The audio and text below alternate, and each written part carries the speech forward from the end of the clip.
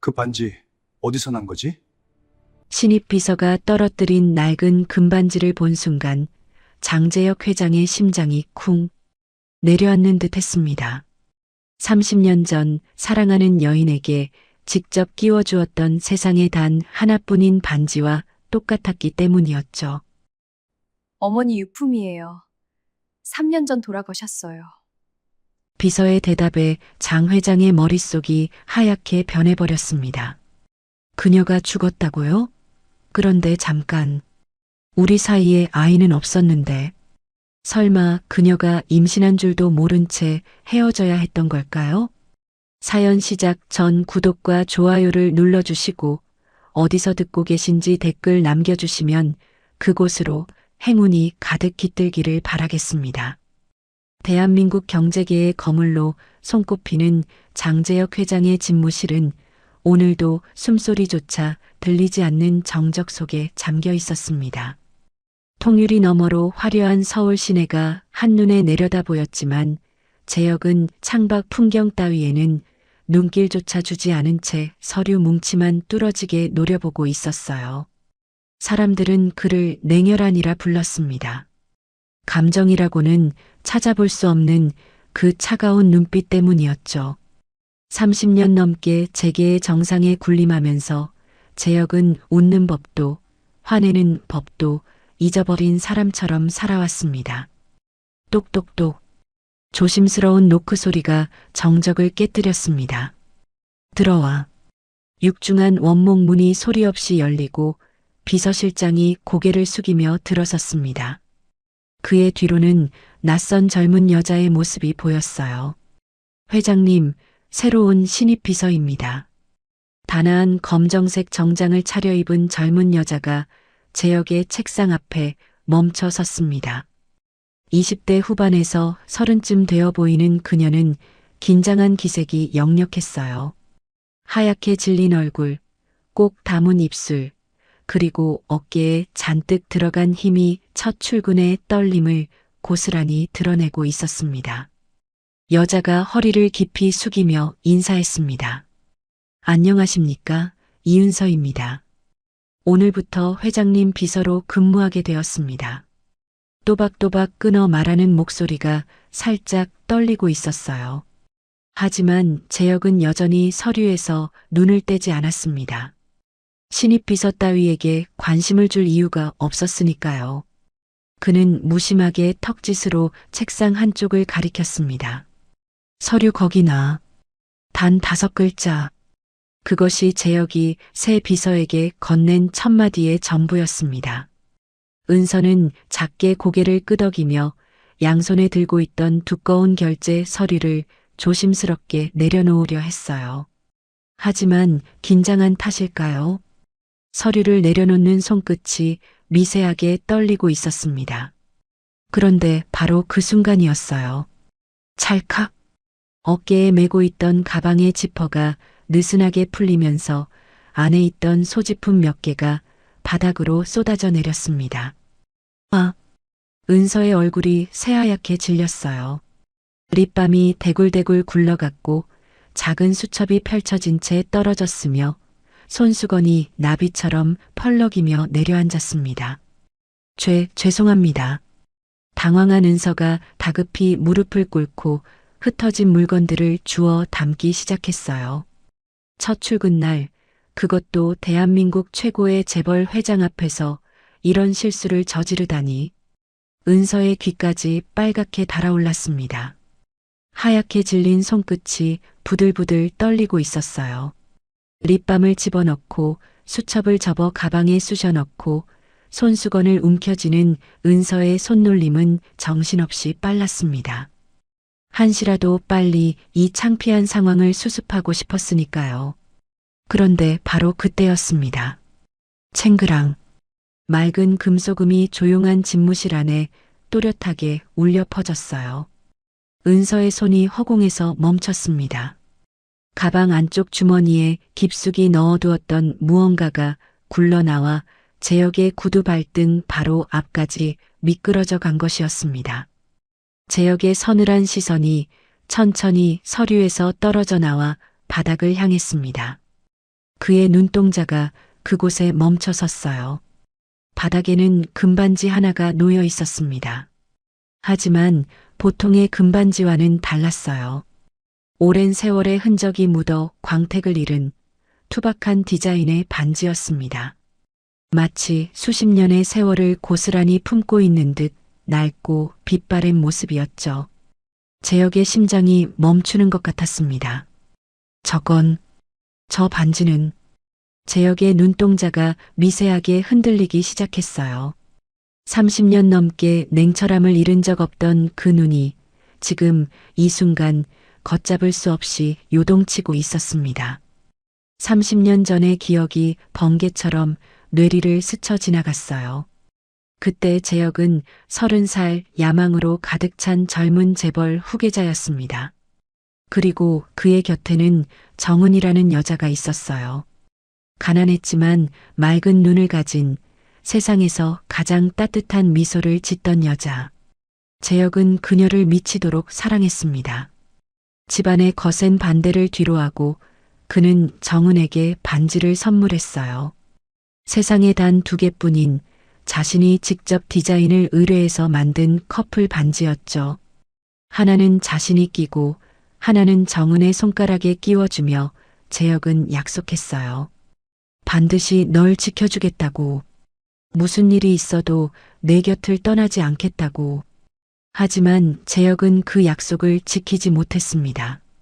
집안의 거센 반대를 이겨내 결혼했지만 1년도 되지 못해 비겁하게 무릎을 꿇었어요. 사랑보다 야망을 택했고 정은은 쫓겨나듯 그의 곁에서 사라졌습니다. 그 후로 30년 재혁은 정은의 행방조차 알지 못한 채 살아왔어요. 아니, 알려고 하지 않았는지도 모릅니다. 너무 비겁했던 자신이 부끄러워서. 그런데 지금 바로 이 순간 재혁의 구두 끝에 놓인 저 낡은 반지는 30년 전 정은에게 선물했던 그 반지와 소름 끼칠 정도로 닮아 있었습니다. 아니, 닮은 정도가 아니었어요. 세상에 단 하나뿐인 그 디자인, 그 곡선, 그 문양까지 똑같았어요. 재혁은 자신도 모르게 손을 뻗었습니다. 홀린 듯이 무의식적으로 그의 손이 바닥의 반지를 향해 다가갔죠.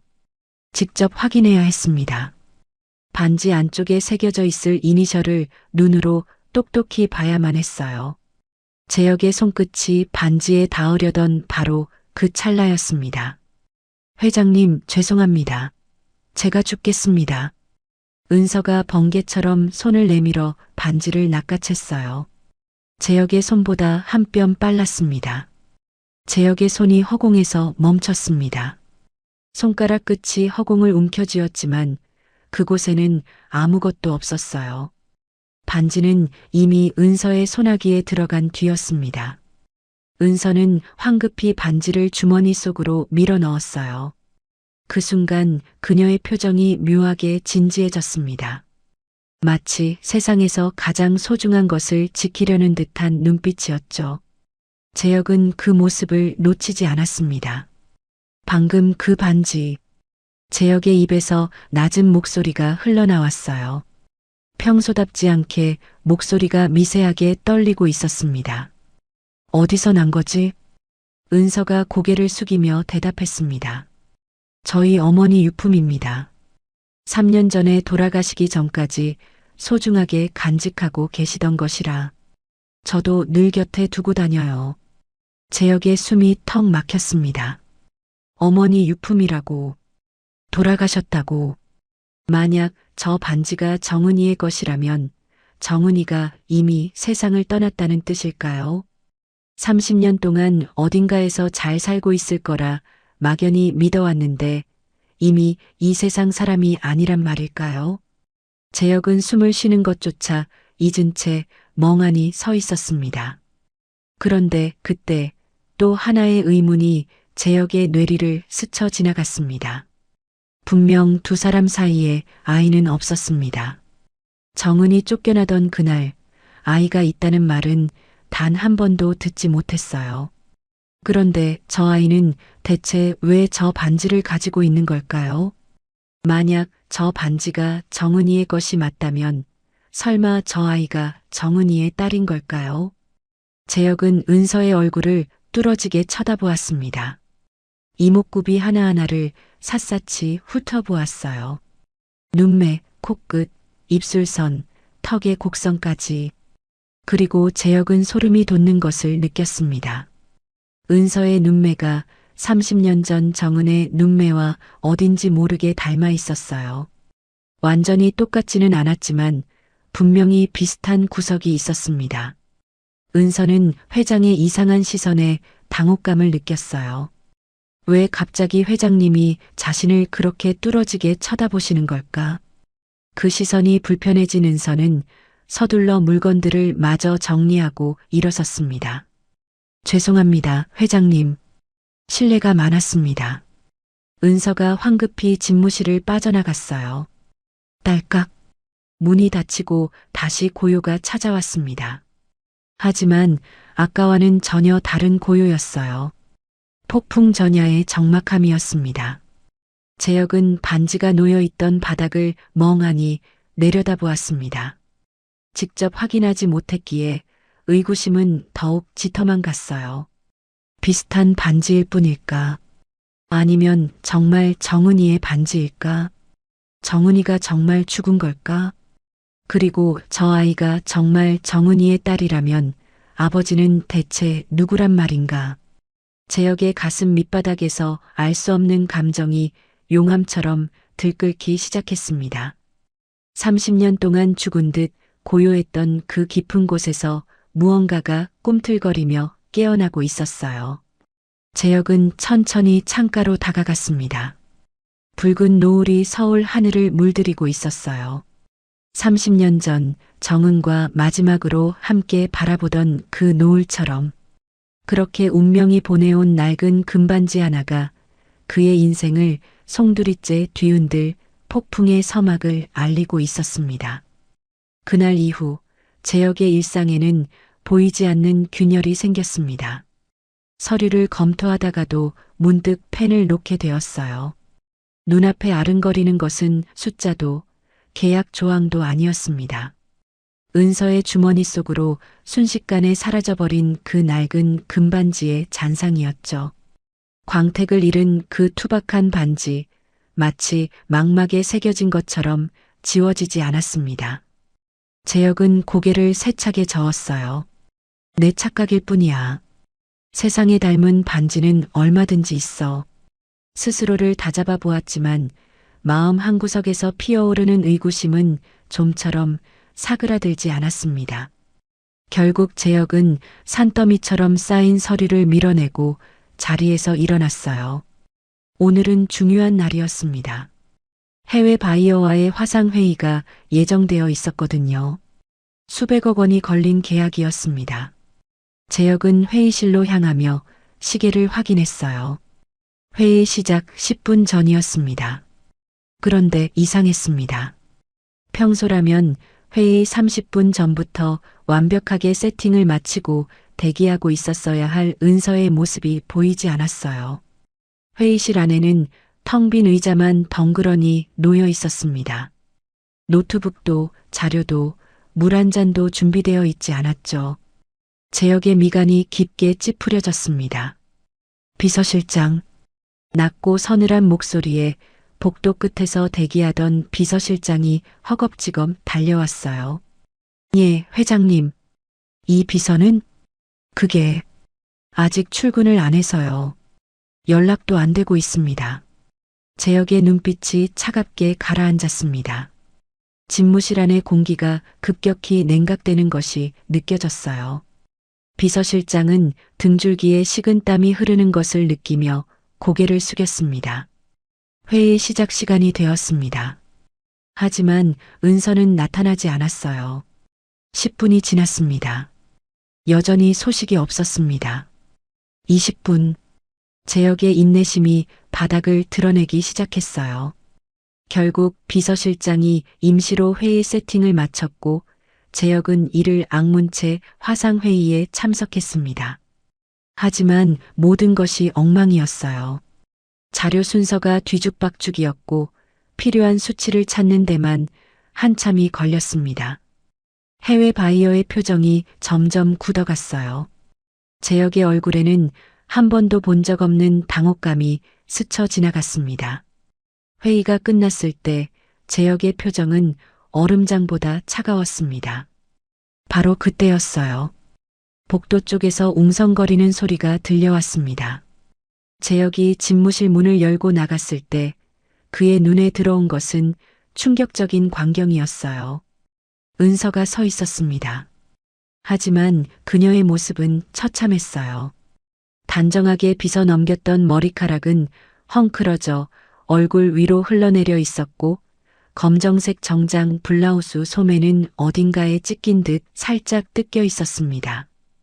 구두에는 흙먼지가 잔뜩 묻어 있었고 손등에는 붉은 찰과상까지 나 있었어요.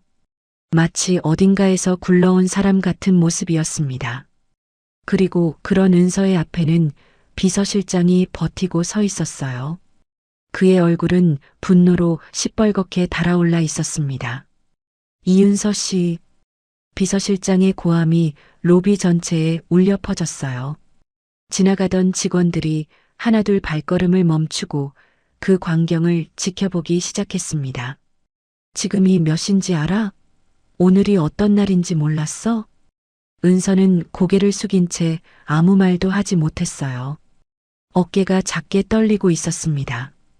회장님께서 얼마나 중요한 회의를 앞두고 계셨는지 알기나 해? 그 회의가 어떻게 됐는지 알아?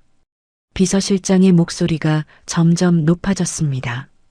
다 엉망이 됐어. 수백억 원짜리 계약이 물 건너갈 판이라고. 은서의 어깨가 더욱 움츠러들었어요. 복도에 모인 직원들의 시선이 따갑게 그녀를 향하고 있었습니다. 수군거리는 소리가 여기저기서 들려왔어요. 신입 주제의 첫 주부터 지각이래. 그것도 회장님 회의 날에? 끝났네, 저 사람. 비서실장이 한 발짝 더 은서에게 다가섰습니다. 당장 짐 싸서 나가. 해고야. 그 한마디에 로비가 조용해졌어요. 은서의 얼굴이 새하얗게 질렸습니다. 입술이 파르르 떨렸지만 그녀는 끝내 아무런 변명도 하지 못했어요. 그저 고개를 숙인 채 거친 숨을 몰아쉬고 있을 뿐이었습니다. 바로 그때였습니다. 묵직한 구둣발 소리가 복도에 울려 퍼졌어요. 사람들의 시선이 일제히 한 방향으로 쏠렸습니다. 재혁이었습니다. 그는 서늘한 위압감을 풍기며 천천히 걸어 나왔어요. 그가 한 걸음 내디딜 때마다 직원들이 양옆으로 갈라지며 길을 터주었습니다. 마치 바다가 갈라지듯 재혁이 은서 앞에 멈춰 섰습니다. 그의 시선이 은서의 모습을 천천히 훑더니 잠시 은서의 주머니 근처에 머물렀다가 이내 그녀의 눈을 똑바로 응시했습니다. 이유나 들어보지. 재혁의 목소리는 낮고 차가웠어요. 하지만 그 안에는 묘한 감정이 섞여 있었습니다. 회사를 우습게 여길 만큼 중요한 일이 뭐였나? 비서실장이 숨을 죽였어요. 로비 전체가 숨소리조차 내지 못하는 정적에 휩싸였습니다. 은서가 천천히 고개를 들었어요. 그녀의 눈가가 붉게 물들어 있었지만 눈빛만큼은 흔들리지 않았습니다. 죄송합니다, 회장님. 떨리는 목소리였지만 또렷했어요. 경찰서에 다녀오느라 늦었습니다. 재혁의 눈썹이 미세하게 움직였습니다. 비서실장이 끼어들었어요. 경찰서? 사고라도 친 겁니까? 비꼬는 말투였습니다. 하지만 은서는 고개를 저었어요. 아닙니다. 출근길에 차도 위를 위태롭게 걷고 계신 할머니를 발견했습니다. 은서의 목소리가 조금씩 힘을 얻기 시작했어요. 치매를 앓고 계신 것 같았어요. 이름도 주소도 가족 연락처도 전혀 기억을 못 하셨어요. 하늘에서는 비가 쏟아지기 시작했고 할머니는 얇은 잠옷 차림이었습니다. 그 상태로 차도 한복판을 걸어 다니시는데 은서가 잠시 말을 멈췄어요. 목이 메는 것 같았습니다. 차마 그냥 지나칠 수가 없었습니다. 경찰서에 모셔다 드리고 보호자분께서 오실 때까지 기다렸습니다. 그러다 보니 시간이 은서가 다시 고개를 깊이 숙였어요. 회사에 막대한 피해를 드린 점 정말 죄송합니다. 어떤 처벌도 달게 받겠습니다. 로비에 다시 침묵이 흘렀습니다. 은서의 눈은 겁에 질려 있었어요. 해고당할지도 모른다는 두려움이 그녀의 창백한 얼굴에 고스란히 드러나 있었습니다. 하지만 그 눈빛만큼은 맑았어요. 후회가 담긴 눈빛이 아니었습니다. 그녀는 자신의 선택을 후회하지 않는 것 같았어요. 자신의 생계가 달린 직장을 잃을 위기 속에서도 길 위의 낯선 노인을 외면하지 못한 거죠. 어리석다면 어리석은, 바보 같다면 바보 같은 정직함이었습니다. 재혁은 아무 말 없이 은서를 내려다보았습니다. 그리고 그 순간 그의 머릿속에서 30년 전의 기억이 번개처럼 되살아났어요. 그때도 이랬습니다. 30년 전 재혁에게는 세상에서 가장 소중한 약속이 있었어요. 정은에게 정식으로 청혼을 하기로 한 날이었습니다. 고급 레스토랑을 예약해두고 떨리는 마음으로 그녀를 기다렸죠. 하지만 정은은 약속 시간에 나타나지 않았습니다. 30분이 지나고 1시간이 지나도 연락이 없었어요. 재혁은 초조함과 불안 속에서 끝없이 시계만 들여다봤습니다. 그리고 마침내 정은이 나타났을 때 그녀의 모습은 처참했어요.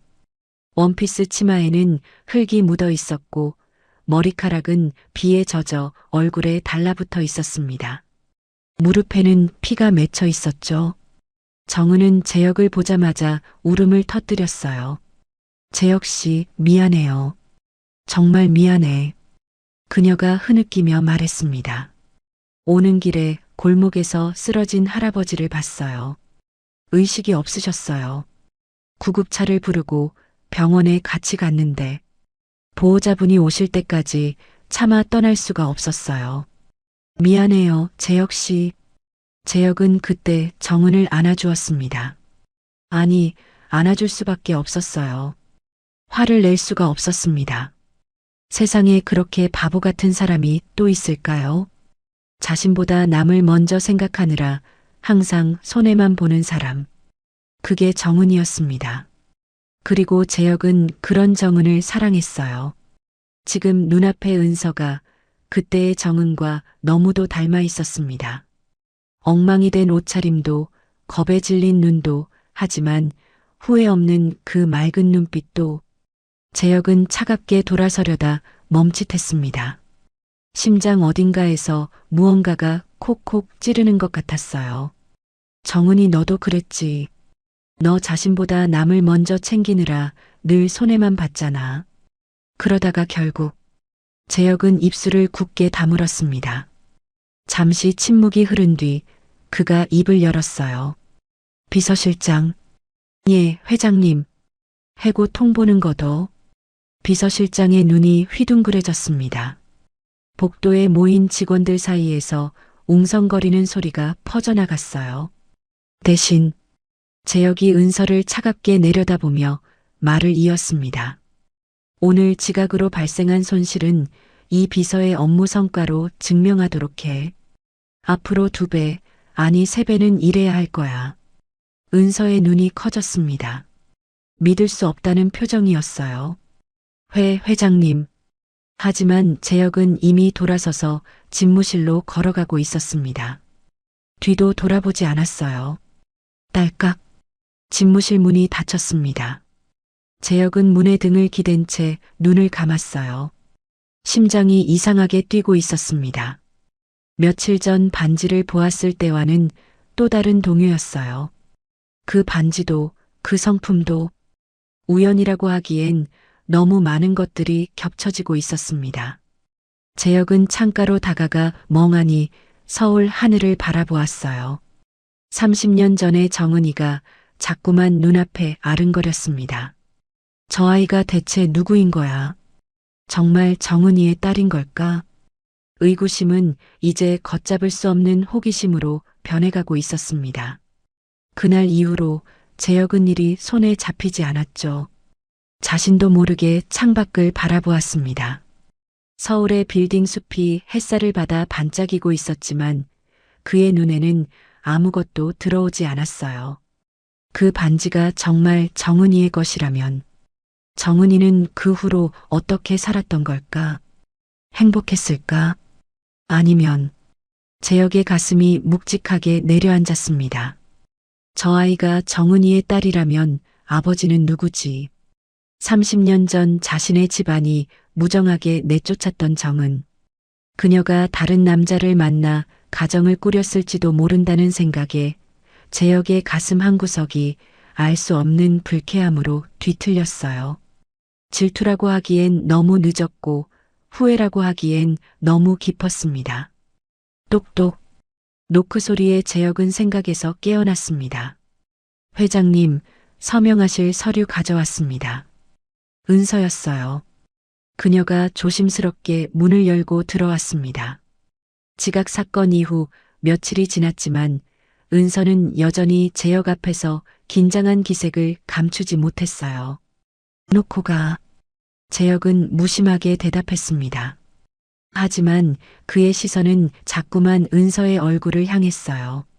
저도 모르게 그녀를 쳐다보게 되었죠. 은서가 서류를 내려놓고 돌아서려는 순간 재혁이 불쑥 입을 열었습니다. 이비서. 네, 회장님. 은서가 걸음을 멈추고 돌아섰어요. 재혁은 잠시 망설였습니다. 물어봐야 할지 말아야 할지. 하지만 결국 입을 열었어요. 짐짓 아무렇지 않은 척 서류를 들여다보며 말했습니다. 이번 주말에도 경찰서에 갈 건가? 은서가 눈을 동그랗게 떴어요. 경찰서요? 그 치매 할머니 말이야. 또 다른 할머니를 구하러 갈 계획이라도 있나?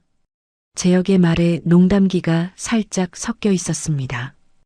은서는 그제야 회장님이 농담을 하고 있다는 것을 깨달았어요. 그녀의 입가에 희미한 미소가 번졌습니다. 아닙니다, 회장님. 은서가 작게 웃으며 고개를 저었어요. 이번 주말에는 제 고향 같은 곳에 가려고요. 고향? 재혁이 의외라는 듯 눈썹을 치켜세웠습니다. 은서의 이력서에서 본 기억으로는 그녀의 출생지는 서울이었어요. 고향이라기보다는 고향 같은 곳이에요. 은서가 조금 쑥스러운 듯 말을 이었습니다. 경기도 외곽에 있는 소망보육원이라고 돌아가신 엄마랑 어렸을 때부터 다니던 곳이에요. 요즘도 쉬는 날이면 늘 가서 아이들을 봐요. 엄마랑 약속했거든요. 엄마가 안 계셔도 꼭 계속 가겠다고. 소망보육원. 그 이름이 재혁의 고막을 때리는 순간 세상의 모든 소음이 사라졌습니다. 마치 진공 상태에 빠진 것처럼 아무 소리도 들리지 않았어요. 소망보육원. 30년 전 재혁과 정은이 매주 찾아가던 그곳. 당시 재혁은 아직 회장이 아니었습니다.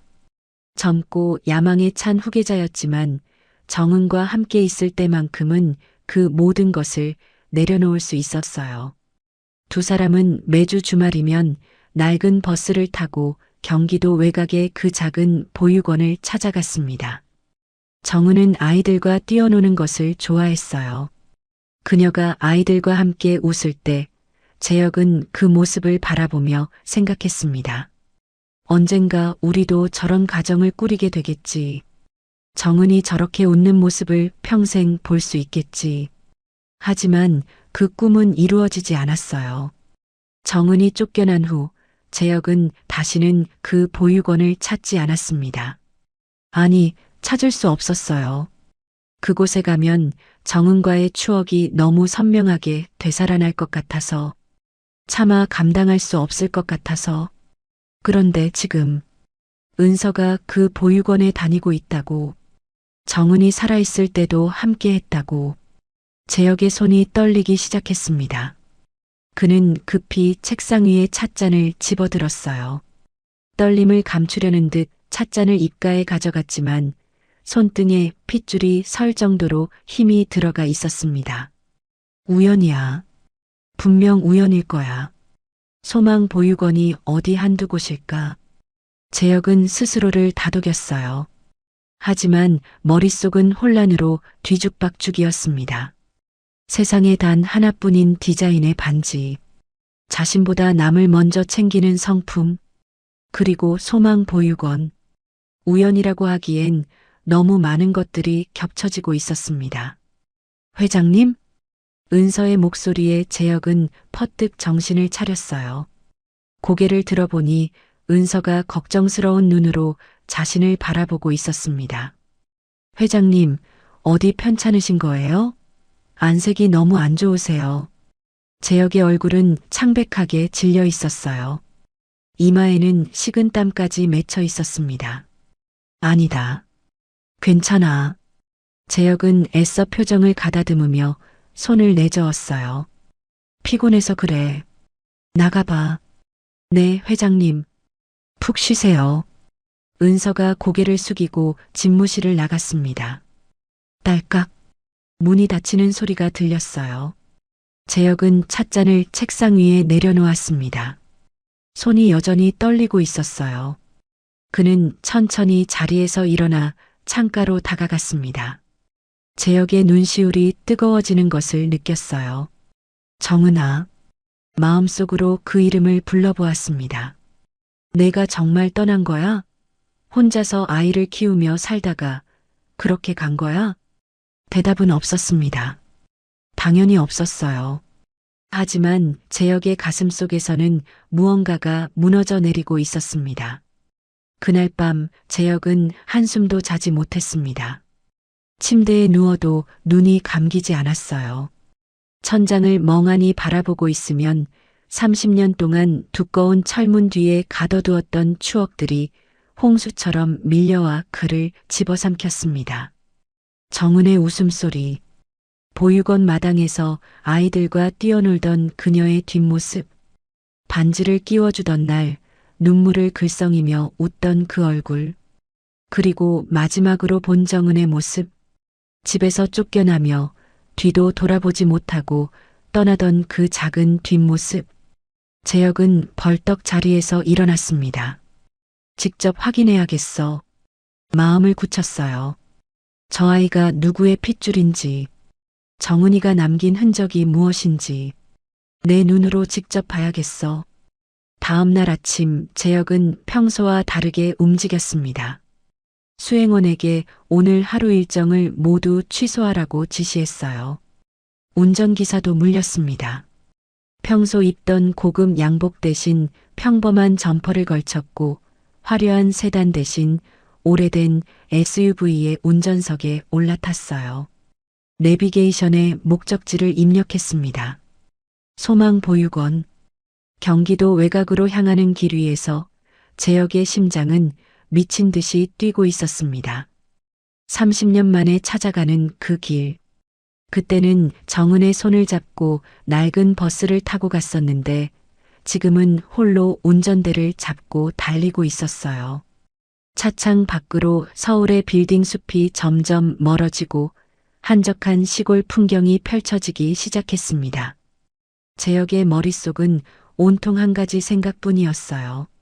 만약 정말 저 아이가 정은이의 딸이라면, 그리고 만약 저 아이가 나이. 재혁은 고개를 세차게 저었습니다. 그 생각은 차마 끝까지 이어갈 수가 없었어요. 두 손에 힘을 주어 운전대를 꽉 쥐었습니다. 핸들을 잡은 손등에 핏줄이 섰어요. 자책과 의심 그리고 설명할 수 없는 뜨거운 감정이 뒤섞인 채 재혁은 30년 만에 그 보육원을 향해 달려가고 있었습니다. 잠시 후 재혁의 눈앞에 낡은 간판 하나가 나타났습니다. 소망 보육원. 세월의 흔적이 가득한 간판이었어요.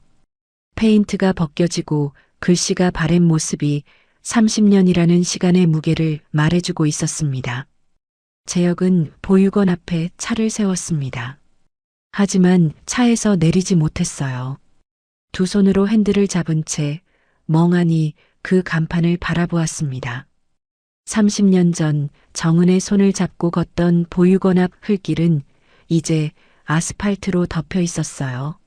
하지만 입구에 서 있는 커다란 느티나무는 여전히 그 자리를 지키고 있었습니다. 30년 전보다 훨씬 더 크고 울창해진 모습으로. 한참 뒤 재혁은 천천히 차에서 내렸습니다. 다리가 후들거렸어요. 평생 수천억 원의 계약서에 사인을 할 때도 떨리지 않던 손이 지금은 주체할 수 없이 떨리고 있었습니다. 그는 보육원 안으로 들어가지 못했어요. 차마 그럴 용기가 나지 않았습니다. 대신 담벼락 근처에 서서 숨을 죽이며 운동장 쪽을 살폈어요. 그리고 재혁의 눈이 멈추었습니다. 운동장 한가운데 아이들과 뛰어노는 누군가가 보였어요. 평소 집무실에서 보던 단정한 정장 차림이 아니었습니다. 무릎이 나온 편한 바지에 흙먼지가 잔뜩 묻은 운동화를 신고 아이들과 함께 흙바닥을 구르고 있었어요. 은서였습니다. 선생님, 이것 좀 보세요. 아이 하나가 손에 뭔가를 들고 은서에게 달려갔어요. 은서가 그 아이를 향해 고개를 돌렸습니다. 그리고 환하게 웃음을 터뜨렸어요. 그 웃음소리가 담벼락 너머 재혁의 귀에 닿았습니다. 재혁의 심장이 덜컥 내려앉았어요. 저 웃음소리, 저 웃는 모습, 은서가 웃을 때 눈을 가늘게 뜨는 모양, 코끝을 살짝 찡긋거리는 버릇, 고개를 뒤로 젖히며 웃는 저 척관까지. 그것은 영락없이 보육원에서 아이들과 함께 뛰놀던 정은의 모습이었습니다. 재혁은 숨이 막혀왔어요. 담벼락을 짚은 손에 저도 모르게 힘이 들어갔습니다. 손가락 끝이 하얗게 질릴 정도로. 정은아. 마음속으로 그 이름을 불렀습니다. 내가 저기 있구나. 저 아이 안에 내가 살아있구나. 재혁은 차에서 가져온 작은 망원경을 눈에 가져다 댔어요. 떨리는 손으로 초점을 맞추며 은서의 모습을 자세히 살폈습니다. 은서가 운동장 한편으로 걸어가고 있었어요. 어린 여자아이 하나가 신발끈이 풀린 채 쪼르르 뛰어오고 있었습니다. 선생님, 신발끈이요. 은서가 웃으며 아이 앞에 쪼그려 앉았어요. 아이의 신발끈을 묶어주기 위해 고개를 숙이는 순간이었습니다. 은서의 목에서 무언가가 반짝이며 옷 밖으로 흘러나왔어요. 재혁의 눈이 커졌습니다. 반지였어요. 목걸이 줄에 깨어진 그 낡은 금반지. 첫 만남에서 재혁의 구두 끝에 굴러왔던 바로 그 반지가 은서의 목에 걸려 있었습니다. 심장과 가장 가까운 곳에. 은서는 반지를 옷 안으로 다시 넣지 않았어요. 대신 습관적으로 손으로 반지를 쥐고 만지작거렸습니다. 마치 그것이 세상에서 가장 소중한 것인 양. 재혁의 눈시울이 뜨거워졌습니다. 바로 그때였어요. 보육원 건물 안에서 나이 지긋한 여자가 걸어 나왔습니다. 허리가 살짝 굽은 이르는 넘어 보이는 할머니였어요. 아마 원장인 것 같았습니다. 원장이 은서에게 다가가 말을 건넸어요. 은서야. 네, 원장님. 너희 엄마가 참 좋아하던 저 느티나무, 올해도 참 푸르지? 원장의 시선이 입구에 커다란 느티나무를 향했습니다. 그리고 나지막이 중얼거렸어요. 정은아, 오늘도 은서가 와줬어. 너 없이도 이렇게 자주 와주는 은서한테 항상 고마워. 정은. 그 이름이 재혁의 고막을 때렸습니다. 재혁은 머리를 얻어맞은 것 같았어요. 눈앞이 하얗게 번쩍거렸습니다. 다리에 힘이 풀려 담벼락에 몸을 기대야 했어요. 정은. 틀림없었습니다. 은서의 어머니 이름이 정은이었어요. 재혁은 더 이상 참을 수 없었습니다. 그는 담벼락을 돌아 보육원 정문으로 들어섰어요. 발걸음이 빨라졌습니다. 거의 뛰다시피 운동장으로 향했어요. 은서가 인기척에 고개를 돌렸습니다. 그리고 눈을 동그랗게 떴어요. 회장님? 은서의 목소리가 놀라움으로 떨렸습니다. 여기까지 어떻게 오신 거예요? 재혁은 대답하지 않았어요. 그의 시선은 오직 한 곳에만 고정되어 있었습니다. 은서의 목에 걸린 그 반지. 재혁의 목소리가 떨렸어요. 평생 냉철함을 잃은 적 없던 그 목소리가. 한 번만 봐도 되겠나? 은서는 당황한 표정으로 재혁을 바라보았습니다. 회장님이 왜 갑자기 여기까지 오셔서 반지를 보여달라고 하시는 걸까? 이해할 수 없었어요. 하지만 은서는 천천히 목걸이를 풀었습니다. 그리고 재혁의 손바닥 위에 그 낡은 반지를 올려놓았어요. 재혁의 손이 심하게 떨렸습니다. 반지를 집어들었어요. 손가락 끝으로 그 투박한 표면을 어루만졌습니다. 30년의 세월 동안 광택을 잃고 낡아버린 하지만 틀림없이 자신이 디자인했던 그 반지. 재혁은 떨리는 손으로 반지를 뒤집었습니다. 반지 안쪽을 살폈어요. 세월에 닳아 희미해져 있었지만 분명히 무언가가 새겨져 있었습니다. 그리고 재혁과 정은 두 사람의 영문 이니셜이었어요. 재혁의 눈시울이 순식간에 붉어졌습니다. 정은이와 나의 이니셜이다. 틀림없어. 이건 내가 정은이에게 준 바로 그 반지야. 그런데 재혁은 고개를 들어 은서를 바라보았습니다. 그의 눈빛이 복잡하게 흔들리고 있었어요. 대체 왜 아이가 있었다면 왜 나를 찾지 않았던 거지? 이 아이는 정말 내 아이인 걸까? 아니면 정은이가 다른 남자와의 사이에서 낳은 아이에게 내 반지를 물려준 걸까? 재혁의 입술이 바르르 떨렸습니다. 어머니는 겨우 말문을 열었어요. 어머니는 아버지가 누구라고 하셨나? 은서의 표정이 살짝 굳었습니다. 잠시 침묵이 흐른 뒤 그녀가 입을 열었어요. 얼굴도 모릅니다. 씁쓸한 미소가 은서의 입가에 번졌습니다. 엄마는 아버지 이야기를 거의 안 하셨어요. 그냥 좋은 사람이었다고만 하셨죠. 은서가 먼 곳을 바라보며 말을 이었어요. 피치 못할 사정이 있었을 뿐 아버지는 훌륭한 분이라고. 너는 꼭 아버지를 닮아 바르게 살아야 한다고. 엄마는 항상 그렇게 말씀하셨어요. 저는 그 말만 믿고 살았죠.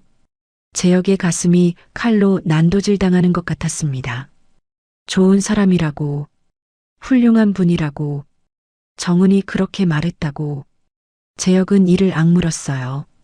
눈시울이 뜨거워지는 것을 필사적으로 참았습니다.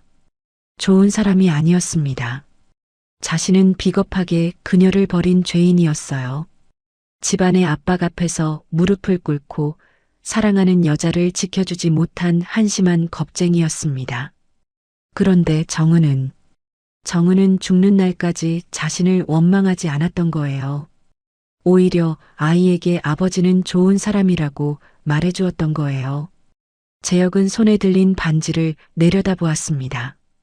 30년의 세월 동안 정은이 간직하고 있었을 이 반지를, 얼마나 많은 밤을 이 반지를 쥐고 울었을까. 얼마나 많은 순간 이 반지를 보며 자신을 떠올렸을까. 재혁은 억지로 감정을 눌러 삼켰습니다.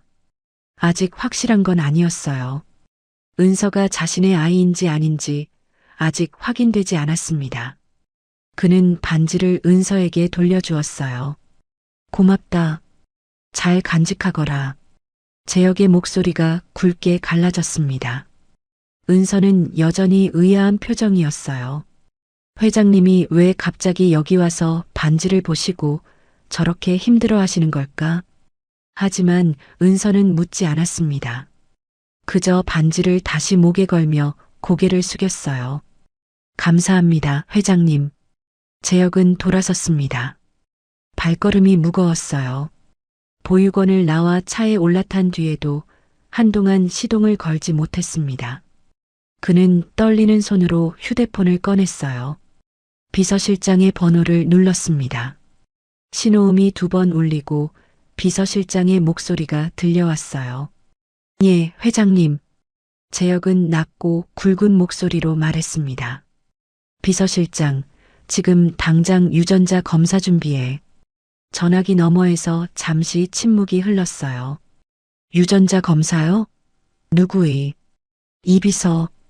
이은서 비서의 유전자 검사를 준비해. 가장 정확하고 가장 확실한 방법으로.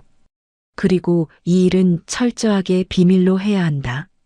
재혁의 목소리에는 떨림과 절박함이 묻어 있었어요. 알겠습니다, 회장님.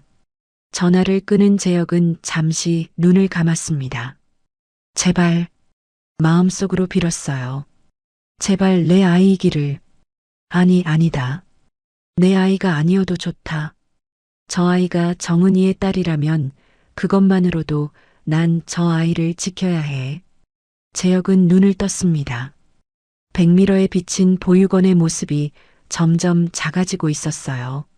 확신과 두려움이 교차하는 눈빛으로 재혁은 천천히 차를 출발시켰습니다.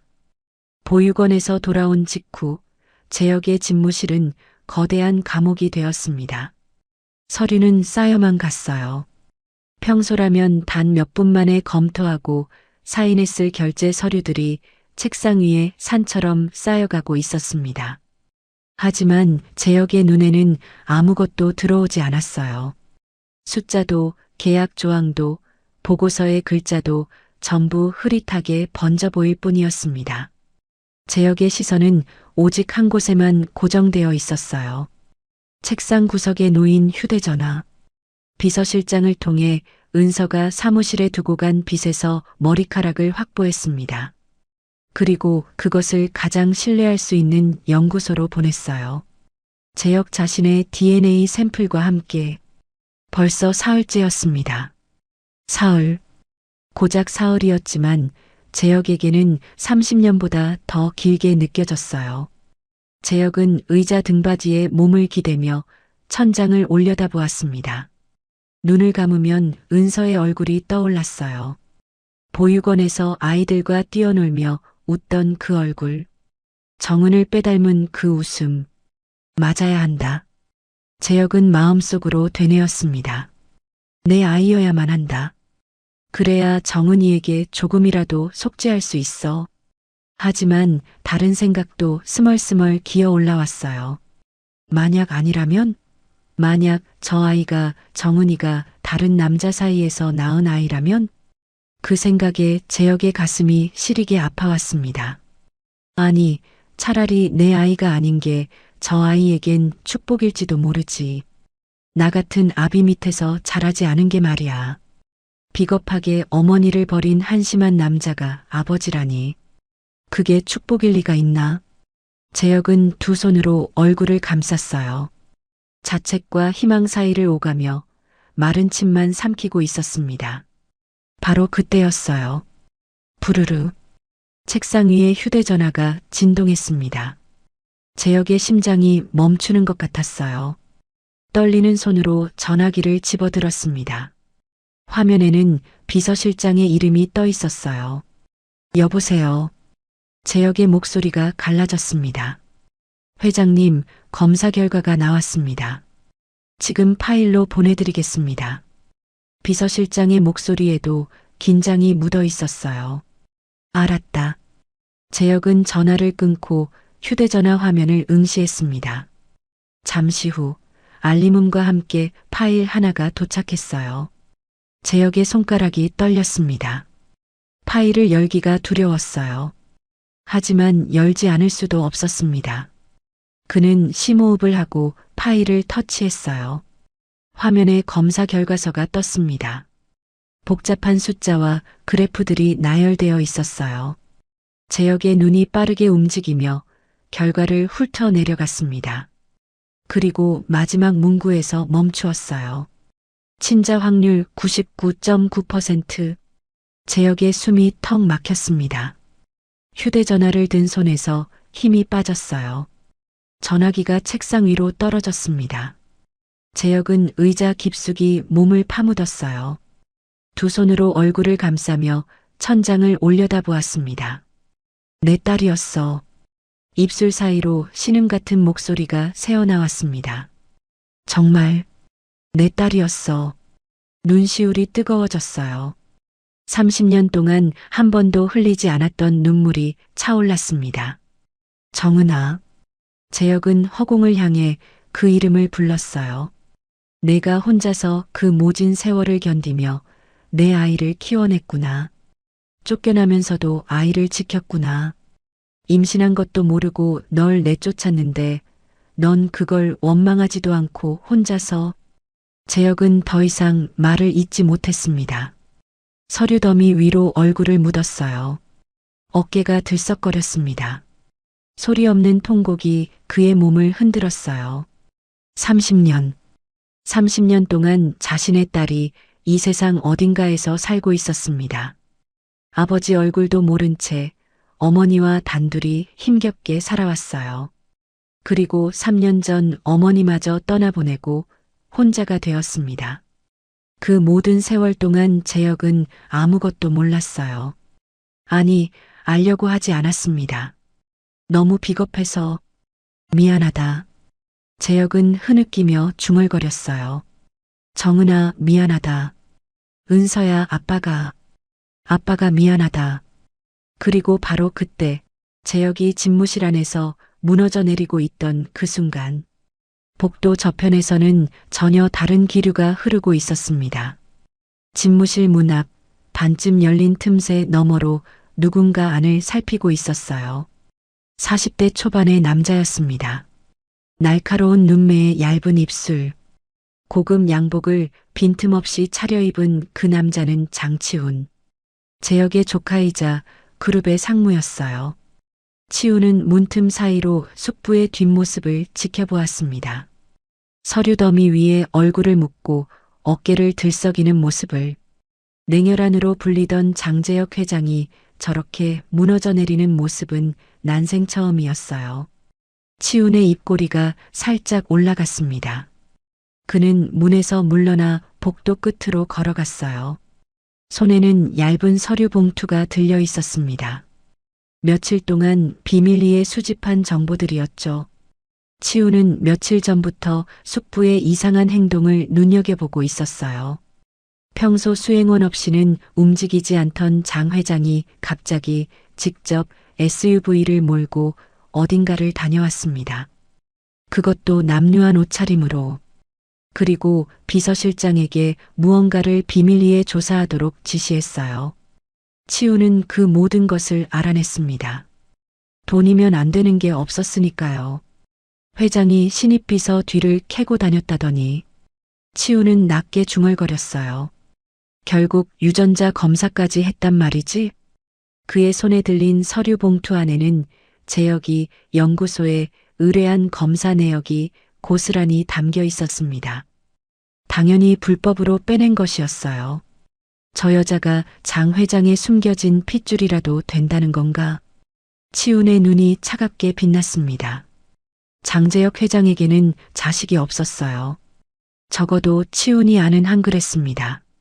그래서 치훈은 자신이 당연히 후계자가 될 거라고 믿어왔어요. 유일한 조카이자 피부치니까.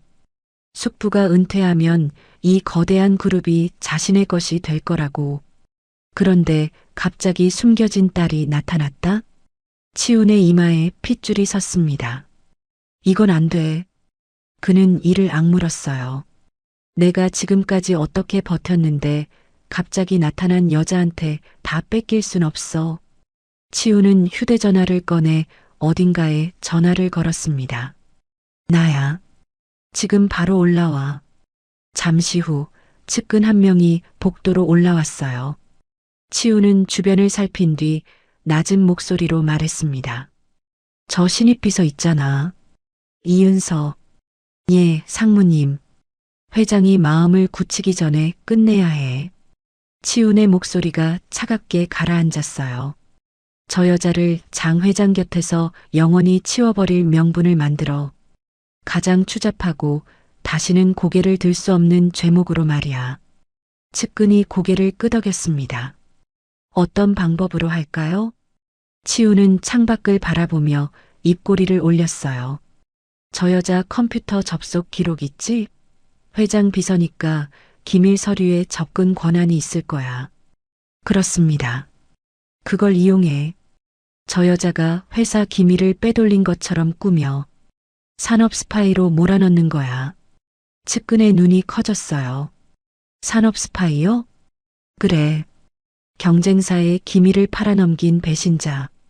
그 정도 죄목이면 아무리 회장이라도 감싸지 못하겠지. 치훈의 눈이 뱀처럼 차갑게 빛났습니다. 준비해. 완벽하게. 증거가 빈틈없어야 해. 은밀한 준비가 시작되고 있었습니다. 다음 날 아침, 재혁은 밤새 한숨도 자지 못했습니다. 눈이 충혈되어 있었고 얼굴은 헬쑥했어요. 하지만 그는 평소처럼 출근했습니다. 아무 일도 없었다는 듯이. 아직 은서에게 진실을 말할 수는 없었어요. 어떻게 말해야 할지 알 수 없었습니다. 30년 동안 너를 버려두고 살았던 아버지가 나라고. 어떤 얼굴로 그 말을 할 수 있을까요? 회사 로비에 도착했을 때 은서가 환한 미소로 재혁을 맞이했습니다. 회장님, 좋은 아침입니다. 밝은 목소리였어요. 아무것도 모르는 해맑은 얼굴이었습니다. 재혁의 심장이 미어지는 것 같았어요. 은서야. 마음속으로 그 이름을 불렀습니다. 아빠가 미안하다. 정말 미안하다. 하지만 재혁은 그 말을 입 밖으로 꺼내지 못했어요. 대신 애써 담담한 표정을 지으며 고개만 끄덕였습니다. 그래. 단 한마디. 그것이 전부였어요. 재혁은 은서의 얼굴을 똑바로 보지 못한 채 집무실로 향했습니다. 가슴속은 이미 피눈물로 젖어들고 있었지만 겉으로는 평소와 다름없는 냉철한 표정을 유지했어요. 은서는 그런 회장의 뒷모습을 바라보았습니다. 왜인지 오늘따라 회장님의 어깨가 무거워 보였어요. 뭔가 힘든 일이라도 있으신 걸까? 하지만 신입 비서인 자신이 감히 물어볼 수는 없었습니다. 은서는 고개를 숙이고 자신의 자리로 향했어요. 그녀는 알지 못했습니다. 복도 저편에서 누군가 자신을 지켜보고 있다는 것을. 장치훈 상무가 차가운 눈으로 은서의 뒷모습을 응시하고 있었어요. 그의 입가에는 비열한 미소가 걸려 있었습니다. 덫은 이미 놓였습니다. 은서를 노리는 어둠의 그림자가 그녀의 발밑까지 소리 없이 다가오고 있었어요. 며칠 후 주말 아침, 은서의 휴대전화에 낯선 번호로 문자 한 통이 도착했습니다. 오늘 오후 2시 아래 주소로 와라. 할 말이 있다. 장재혁? 은서는 문자를 보며 고개를 갸웃거렸어요. 회장님이 직접 문자를 보내시다니. 그것도 회사가 아닌 다른 장소로 오라고 하시다니. 무슨 일일까? 혹시 해고 통보라도 하시려는 걸까? 불안한 마음을 안고 은서는 문자에 적힌 주소로 향했습니다. 도착한 곳은 서울 외곽의 한적한 별장이었어요. 높은 담장에 둘러싸인 조용한 곳이었습니다.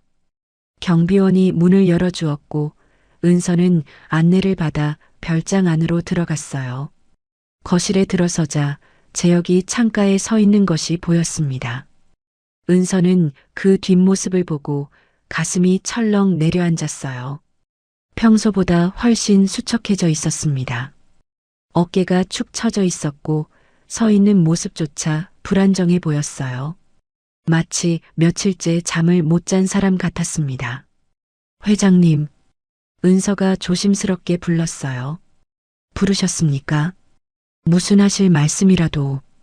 재혁은 대답하지 않았습니다. 여전히 창밖만 바라보고 있었어요. 손에는 갈색 서류 봉투가 들려 있었습니다. 봉투를 쥔 손이 미세하게 떨리고 있었어요.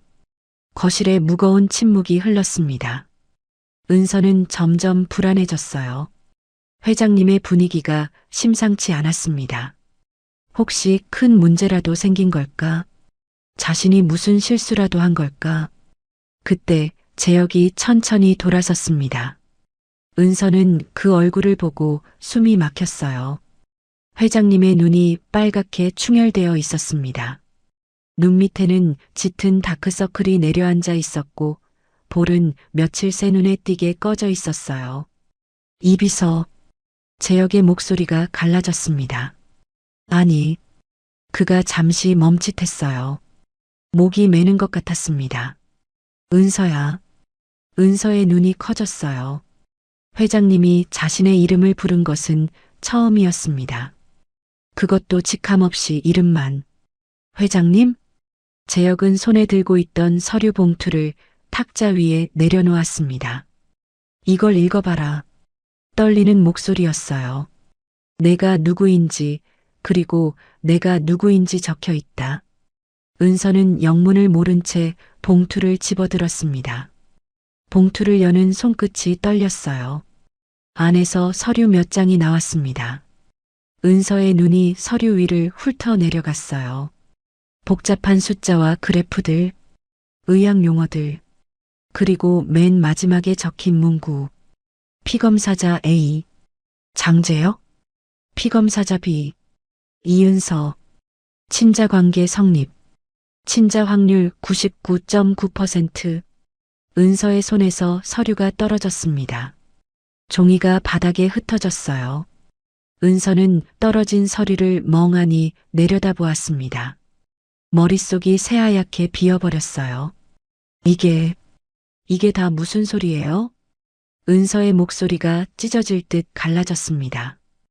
회장님이 왜 제 유전자 검사를, 회장님과 제가 왜, 말을 잇지 못했어요.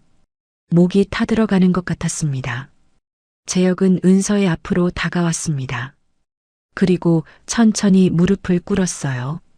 60평생 누구 앞에서도 무릎 꿇은 적 없던 대한민국 최고의 재벌이 신입비서 앞에서 무릎을 꿇었습니다.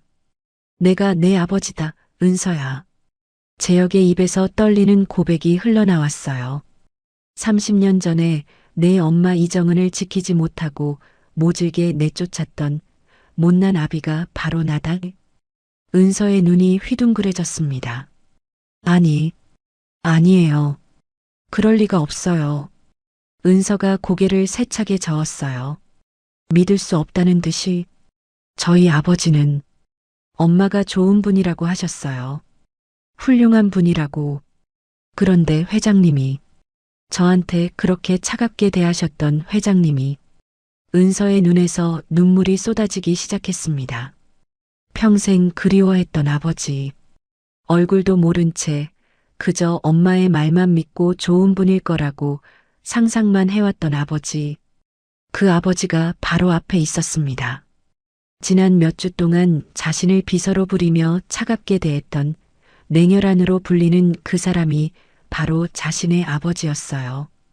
은서는 바닥에 주저앉았습니다. 흩어진 서류 위에 무릎을 꿇고 두 손으로 얼굴을 감싸며 울음을 터뜨렸어요. 평생 동안 쌓아왔던 그리움과 원망, 슬픔과 분노가 한꺼번에 터져 나오는 것 같았어요. 왜 이제야? 은서가 흐느끼며 말했습니다. 왜 이제야 나타나신 거예요? 엄마가 그렇게 힘들게 살 때는 어디 계셨어요? 엄마가 아플 때는, 엄마가 떠날 때는. 은서의 울음이 거실 안을 가득 채웠어요. 재혁은 그 모습을 바라보며 가슴이 찢어지는 것 같았습니다. 딸의 손을 잡아주고 싶었어요. 안아주고 싶었습니다. 하지만 그럴 자격이 자신에게 있을까요? 30년 동안 존재조차 몰랐던 아비에게 그럴 자격이 있을까요? 재혁도 눈물을 참지 못했습니다. 눈에서 뜨거운 것이 흘러내렸어요. 미안하구나. 재혁의 목소리가 갈라졌습니다. 정말 미안하다, 은서야. 내 엄마가 임신한 줄도 모르고 내쫓았어. 비겁해서 찾아보지도 못했어. 30년 동안 아무것도 몰랐다. 재혁은 바닥에 떨어진 서류 위에 이마를 짚었어요. 용서해달라고는 못하겠구나. 용서받을 자격도 없어. 그냥 미안하다. 두 사람의 울음소리가 거실을 가득 채웠습니다. 한참이 지났어요. 은서가 눈물로 얼룩진 얼굴을 들었습니다. 엄마는요? 목이 쉰 목소리였어요. 엄마는 아버지를 원망하지 않으셨어요. 재혁이 고개를 들었습니다. 엄마는 돌아가시기 전까지 아버지를 원망한 적 없으셨어요. 은서가 눈물을 훔치며 말했습니다. 항상 말씀하셨어요. 너의 아버지는 훌륭한 분이다. 피치 못할 사정이 있었을 뿐이다. 절대 원망하지 말고 아버지를 닮아 바르게 살아라. 재혁의 얼굴이 일그러졌어요. 보육원에서도 들은 말이었죠. 그 고생을 하면서도 나를 원망 안 했다고? 네. 은서가 고개를 끄덕였습니다. 엄마는 병원비가 없어서 아플 때도 병원을 못 갔어요. 끼니를 굶으면서도 제 학비는 꼬박꼬박 내셨어요. 그렇게 힘들게 사시면서도 아버지 욕은 한 번도 안 하셨어요. 마지막까지. 은서의 목소리가 다시 떨렸어요. 마지막까지 아버지는 좋은 분이라고 하셨어요. 재혁은 두 손으로 얼굴을 감쌌습니다. 그 말이 칼날이 되어 가슴에 박혀왔어요. 좋은 분이라고, 훌륭한 분이라고, 자신을 버린 남자를 정은은 끝까지 그렇게 기억해 주었습니다. 정은아. 재혁이 흐느끼며 그 이름을 불렀어요. 내가 미안하다. 정말 미안해. 죽을 때까지 갚아도 못 갚을 죄를 졌구나. 한참을 더 울었습니다. 두 사람은 말없이 눈물만 흘렸어요. 30년의 세월이 그렇게 녹아내리고 있었습니다. 시간이 얼마나 흘렀을까요? 재혁이 먼저 눈물을 닦고 자리에서 일어났습니다. 그리고 은서에게 손을 내밀었어요. 일어나거라. 은서는 아버지의 손을 바라보았습니다. 잠시 망설이다가 그 손을 잡았어요. 재혁이 은서를 일으켜 세웠습니다. 처음으로 잡아보는 아버지의 손이었어요. 크고 거칠었지만 따뜻했습니다. 재혁은 은서의 어깨를 가볍게 잡았습니다. 은서야. 목소리는 여전히 떨렸지만 눈빛은 단단해져 있었어요. 당분간 회사에서는 절대 내 딸이라는 걸 티내선 안 된다. 은서가 고개를 들어 아버지를 바라보았어요. 왜요? 회사에 내 조카 장치훈이라는 놈이 있다. 상무 직함을 달고 있지만 속은 썩어 빠진 놈이야. 재혁의 눈빛이 서늘하게 식었습니다. 그놈은 내가 자식이 없으니까 자기가 후계자가 될 거라고 믿고 있어. 그런데 갑자기 내가 나타나면. 재혁은 말끝을 흐렸어요. 하지만 은서는 그 의미를 이해했습니다. 저를 가만두지 않을 거라는 말씀이시죠? 그래. 재혁이 고개를 끄덕였습니다. 그놈이 눈치채기 전에 내가 먼저 준비를 해야 해. 너를 지킬 수 있는 모든 것을 갖춰야 해. 그때까지는. 재혁은 은서의 어깨를 꽉 잡았어요. 그때까지는 참아라. 회사에서는 예전처럼 비서로 행동해. 알겠지? 은서는 천천히 고개를 끄덕였습니다. 알겠습니다, 아버지. 그 호칭에 재혁의 눈시울이 다시 붉어졌어요. 아버지. 30년 만에 처음 듣는 그 말이 세상 어떤 말보다 무겁고 따뜻하게 가슴에 와닿았습니다. 별장에서의 고백이 있고 며칠 후 재혁은 은서에게 전화를 걸었습니다. 이번 주말에 시간 되니? 네, 아버지. 무슨 일이세요? 전화기 너머로 잠시 침묵이 흘렀어요. 내 엄마 묘소에 가보려고 한다. 같이 가줄 수 있겠니? 은서의 목소리가 살짝 떨렸습니다. 네, 물론이죠. 그렇게 약속한 주말 아침, 재혁은 직접 운전대를 잡았습니다. 수행원도 운전기사도 데려가지 않았어요. 오래된 SUV에 은서를 태우고 서울을 벗어나 경기도 외곽으로 향했습니다. 차 안에는 무거운 침묵이 흘렀어요. 재혁은 운전대를 꽉 쥔 채 앞만 바라보고 있었습니다. 옆 얼굴이 금방이라도 무너질 듯 위태로워 보였어요. 은서는 그런 아버지의 모습을 조용히 지켜보았습니다. 1시간쯤 달렸을까요? 차가 한적한 산등성이에 위치한 작은 추모 공원 앞에 멈추었습니다. 두 사람은 차에서 내렸어요. 은서가 앞장서서 묘역으로 향했습니다. 재혁은 그 뒤를 천천히 따랐어요. 발걸음이 무거웠습니다. 마치 다리에 납덩이를 매단 것처럼 작은 비석들이 늘어선 묘역. 은서가 한 비석 앞에 멈추었습니다. 여기에요. 재혁은 천천히 다가갔어요. 그리고 비석에 새겨진 글자를 바라보았습니다. 이정은. 그 석자가 눈에 들어오는 순간 재혁의 다리에서 힘이 빠졌습니다. 그는 비석 앞에 털썩 무릎을 꿇었어요. 두 손이 축 늘어졌습니다. 정은아. 떨리는 목소리가 흘러나왔어요. 내가 왔다. 이 못난 놈이 이제야 널 찾아왔어.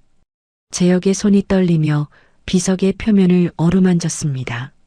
세월의 거칠어진 돌의 감촉이 손끝에 전해졌어요. 30년이야. 30년 동안 널 찾지 못했어. 아니, 찾지 않았어. 너무 비겁해서, 너무 부끄러워서. 재혁의 어깨가 떨리기 시작했습니다.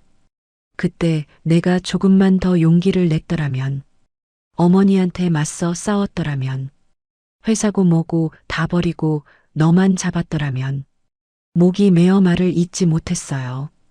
30년 전 그날의 기억이 떠올랐습니다. 선대 회장이었던 어머니가 정은을 마주하고 서 있었어요. 차갑고 날카로운 눈빛으로 당장 이 집에서 나가. 다시는 내 아들 앞에 얼씬거리지 마. 정은은 아무 말도 하지 못했습니다. 고개를 숙인 채 눈물만 흘렸어요. 재혁은 그 옆에 서 있었습니다. 아무것도 하지 못했어요.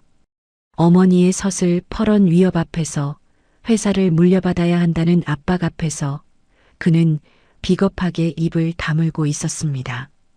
정은이 떠나는 뒷모습을 바라보면서도 그는 한 발자국도 움직이지 못했어요.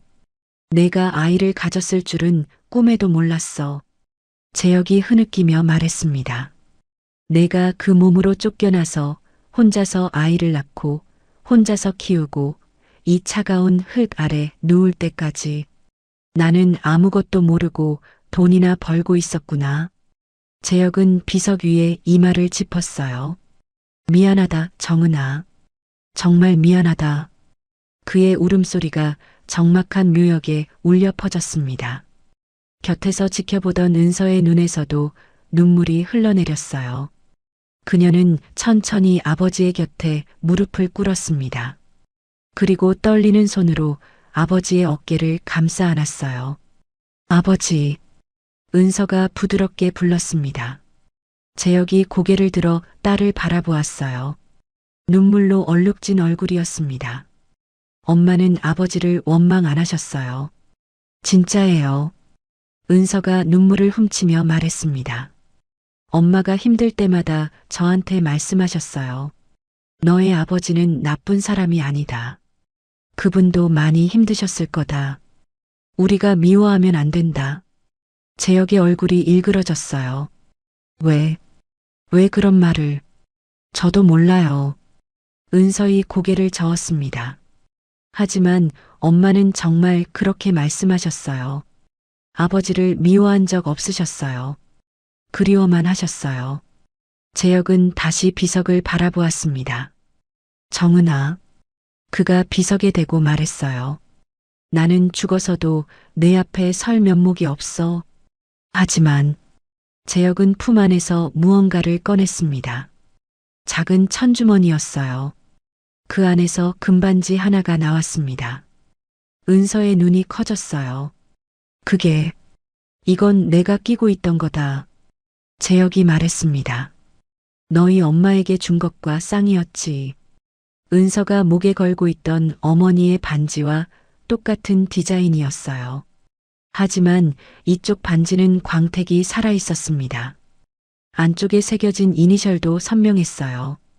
30년 동안 서랍 깊숙이 숨겨두고 단 한 번도 꺼내보지 못했어. 죄스러워서. 이걸 보면 내 생각이 나서 미칠 것 같아서. 재혁은 은서의 손을 잡아 펼치고 그 위에 반지를 올려놓았습니다. 이제 내가 가져주겠니? 엄마 반지와 함께. 은서는 떨리는 손으로 아버지의 반지를 받아들었어요. 그리고 목에 걸고 있던 어머니의 반지를 꺼냈습니다. 두 개의 반지가 은서의 손바닥 위에 나란히 놓였어요. 30년 만에 다시 만난 두 반지. 은서는 그 반지들을 바라보며 눈물을 흘렸습니다. 끊어졌던 인연이 비로소 이어지는 것 같았어요. 엄마. 은서가 비석을 향해 말했습니다. 아빠 왔어.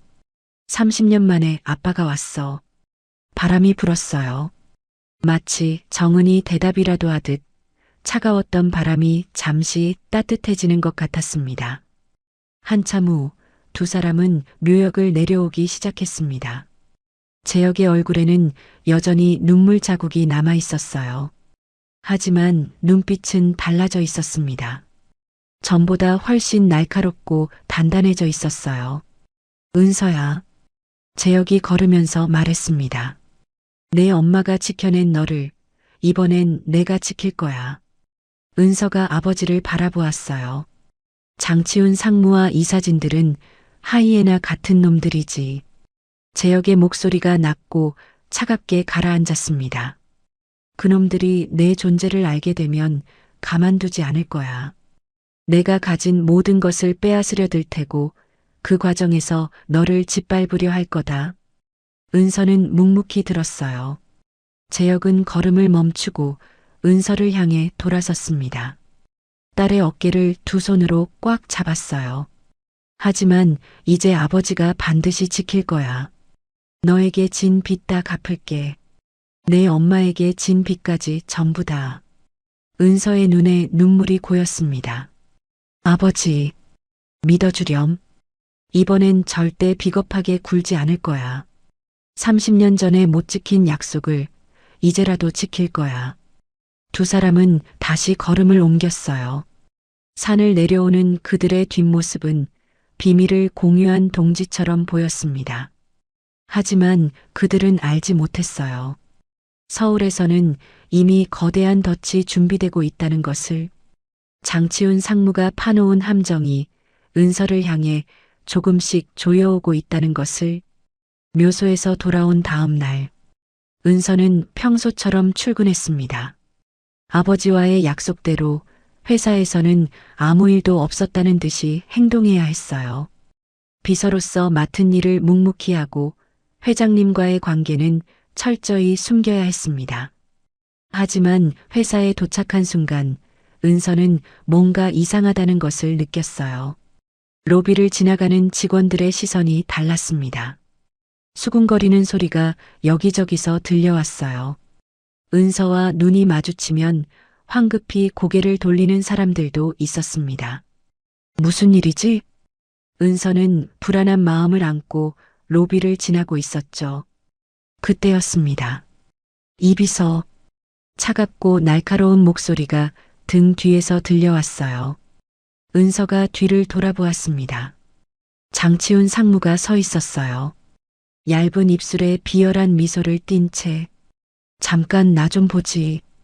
은서는 의아한 표정을 지었어요. 상무님이 직접 자신을 부르시다니.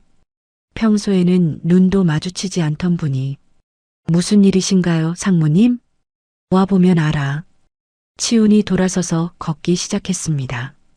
은서는 어쩔 수 없이 그 뒤를 따랐어요. 그런데 이상했습니다. 치훈이 향하는 곳은 회의실이 아니었어요. 로비를 가로질러 은서의 책상이 있는 비서실 앞으로 가고 있었습니다. 비서실 앞에 도착한 은서는 숨이 턱 막혔어요. 검은 양복을 입은 남자들이 서너 명 서 있었습니다. 수사관처럼 보였어요. 그리고 그 옆에는 회사 보안팀 직원들이 대기하고 있었습니다. 이게 다 뭡니까? 은서의 목소리가 떨렸습니다. 치훈이 은서의 책상 위에 놓인 노트북을 거칠게 돌려 화면을 보여주었어요. 이 비서 아니. 치훈의 입꼬리가 올라갔습니다. 이은서 씨, 우리 회사의 차세대 핵심 기술 파일이 주말에 내 계정으로 경쟁업체에 전송됐어. 은서의 눈이 휘둥그레졌어요. 그것도 3번이나. 치훈이 화면을 손가락으로 가리켰습니다. 거기에는 접속 기록이 선명하게 떠 있었어요. 은서의 4번, 은서의 비밀번호로 로그인해서 회사 기밀 파일을 외부로 전송한 기록. 은서의 머릿속이 새하얗게 변했습니다. 전 그런 적 없습니다. 목소리가 떨렸어요. 주말에는 은서는 말을 하다가 멈추었습니다. 주말에 아버지와 함께 어머니 묘소에 갔다는 말을 할 수 없었어요. 부녀 관계를 비밀로 하기로 약속했으니까요. 하지만 그 말을 하지 않으면 자신의 결백을 증명할 방법이 없었습니다. 주말에 뭐? 치훈이 비아냥거리듯 물었어요. 주말에 뭘 했는데? 말해봐. 은서는 입술을 꽉 깨물었습니다. 아무 말도 할 수 없었어요. 치훈의 미소가 더욱 짙어졌습니다. 말 못하겠지. 당연하지. 내가 한 짓이니까. 그때 소란을 듣고 사람들이 하나둘 모여들기 시작했어요. 이 사진들이었습니다. 치훈의 사주를 받은 자들이 대부분이었죠. 그들은 마치 약속이라도 한 듯 로비로 몰려들었습니다. 아니, 이게 무슨 일이야? 회장님이 그렇게 아끼던 신입 비서가 산업 스파이였다니. 사람 참 모를 일이군. 이 사진들의 목소리가 점점 커졌어요. 당장 구속 수사해야 합니다. 회사의 손실이 수천억 원이에요. 이건 배임죄 수준이야. 은서는 사방에서 쏟아지는 비난의 눈빛에 숨이 막혔어요. 다리가 후들거렸습니다. 치훈이 한 발짝 다가왔어요. 그의 눈빛이 뱀처럼 차갑게 빛났습니다. 이 비서 아니지. 스파이 양반. 그가 낮게 속삭이듯 말했어요. 회장님 곁에서 그렇게 알랑방귀를 뀌더니 뒤로는 이런 짓을 벌였어? 내가 감히 장씨 집안의 재산에 손을 대? 은서의 눈에서 눈물이 차올랐습니다. 저는 그런 짓 안 했습니다. 믿어주세요. 하지만 아무도 그녀의 말에 귀 기울이지 않았어요. 증거가 이렇게 명백한데 무슨 소리야. 연행해. 당장 연행해. 수사관 한 명이 은서에게 다가왔습니다. 손에는 차가운 금속 수갑이 들려 있었어요. 은서는 공포에 질려 뒷걸음질 쳤습니다. 잠깐만요. 잠깐. 바로 그때였어요. 쾅! 집무실 문이 세차게 열렸습니다. 재혁이 뛰쳐나왔어요. 화상회의 중이었는지 이어폰이 한쪽 귀에 걸린 채였습니다. 얼굴은 분노로 일그러져 있었어요. 무슨 일이야? 재혁의 호통 소리가 로비에 울려 퍼졌습니다. 이게 다 뭐야? 치훈이 앞으로 나섰어요. 얼굴에는 비릿한 웃음이 걸려 있었습니다. 숙부님, 사람 잘못 보셨습니다. 그가 공손한 척하며 말했어요. 이 계집이 우리 회사 기밀을 다 팔아먹었어요. 여기 증거가 차고 넘칩니다. 재혁은 은서를 바라보았습니다. 은서의 얼굴은 눈물과 공포로 얼룩져 있었어요. 창백하게 질린 얼굴로 필사적으로 고개를 저으며 아버지를 바라보고 있었습니다. 재혁은 단번에 알아챘어요. 함정이다. 치훈이 녀석이 파놓은 함정이야. 하지만 상황은 이미 걷잡을 수 없이 흘러가고 있었습니다. 수사관이 은서의 손목을 잡았어요. 차가운 수갑을 채우려 하고 있었습니다. 잠깐. 재혁이 앞을 가로막았어요. 내 허락 없이는 그 누구도 이 아이에게 손댈 수 없어. 치훈이 고개를 들어 재혁을 마주 보았습니다. 두려움이라고는 찾아볼 수 없는 눈빛이었어요. 숙부님, 공과 사는 구별하셔야죠. 그가 단호하게 말했어요. 이 일은 이사회에서도 정식으로 고발한 건입니다. 회장님이라도 범죄자를 감싸시면 곤란합니다. 재혁의 눈빛이 서늘하게 식었어요. 범죄자라고? 이 아이가? 증거가 명백하지 않습니까? 여기 로그 기록이 다 있어요. 치훈이 노트북 화면을 가리키며 말했습니다. 혹시 회장님께서 이 비서와 무슨 특별한 관계라도 있으신 겁니까? 아무리 그래도 회사 기밀을 팔아넘긴 스파이를 감싸실 순 없으시잖아요. 로비에 모인 직원들이 웅성거렸어요. 수군거리는 소리가 여기저기서 들려왔습니다. 재혁은 이를 악물었어요. 지금 진실을 말하면 은서를 구할 수 있었습니다. 이 아이가 자신의 딸이라고 주말에 함께 있었다고 말하면 알리바이가 성립될 수 있었어요. 하지만 그렇게 되면 치훈의 다음 공격이 시작될 것이었습니다. 준비 없이 진실을 밝히면 은서가 더 큰 위험에 빠질 수도 있었어요. 그러나 지금 이 순간 딸이 수갑을 차고 끌려가는 것을 지켜볼 수는 없었습니다. 수사관이 다시 은서의 손목을 잡았어요. 은서가 재혁을 바라보았습니다. 눈물로 얼룩진 얼굴로 입술이 파르르 떨리고 있었어요. 아버. 은서가 무의식 중에 그 단어를 내뱉으려다 급히 삼켰습니다. 하지만 재혁은 그 순간을 보았어요. 딸이 자신을 아버지라 부르려다 참는 모습을. 재혁의 마음이 무너져 내렸습니다. 내 딸을 이렇게 보낼 순 없다. 재혁은 주먹을 꽉 쥐었어요. 손등에 핏줄이 섰습니다. 30년 전에는 비겁하게 물러섰다. 사랑하는 여자를 지키지 못하고 무릎을 꿇었다. 하지만 이번에는 다르다. 이번에는 절대 물러서지 않는다. 재혁의 눈빛이 변했습니다. 냉철하고 차갑던 눈이 활화산처럼 뜨겁게 타오르기 시작했어요. 이 아이를 구하기 위해서는 이제 모든 것을 세상에 밝혀야 할 때가 왔다. 그 손 놓지 못해. 재혁의 고함이 로비 전체에 울려 퍼졌습니다. 수사관의 손이 은서의 손목에 닿으려는 바로 그 찰나였어요. 재혁이 번개처럼 달려들어 은서를 자신의 등 뒤로 끌어당겼습니다. 은서의 손이 차가웠어요. 공포에 질려 벌벌 떨고 있었습니다. 재혁은 그 손을 꽉 쥐며 딸을 등 뒤에 숨겼어요.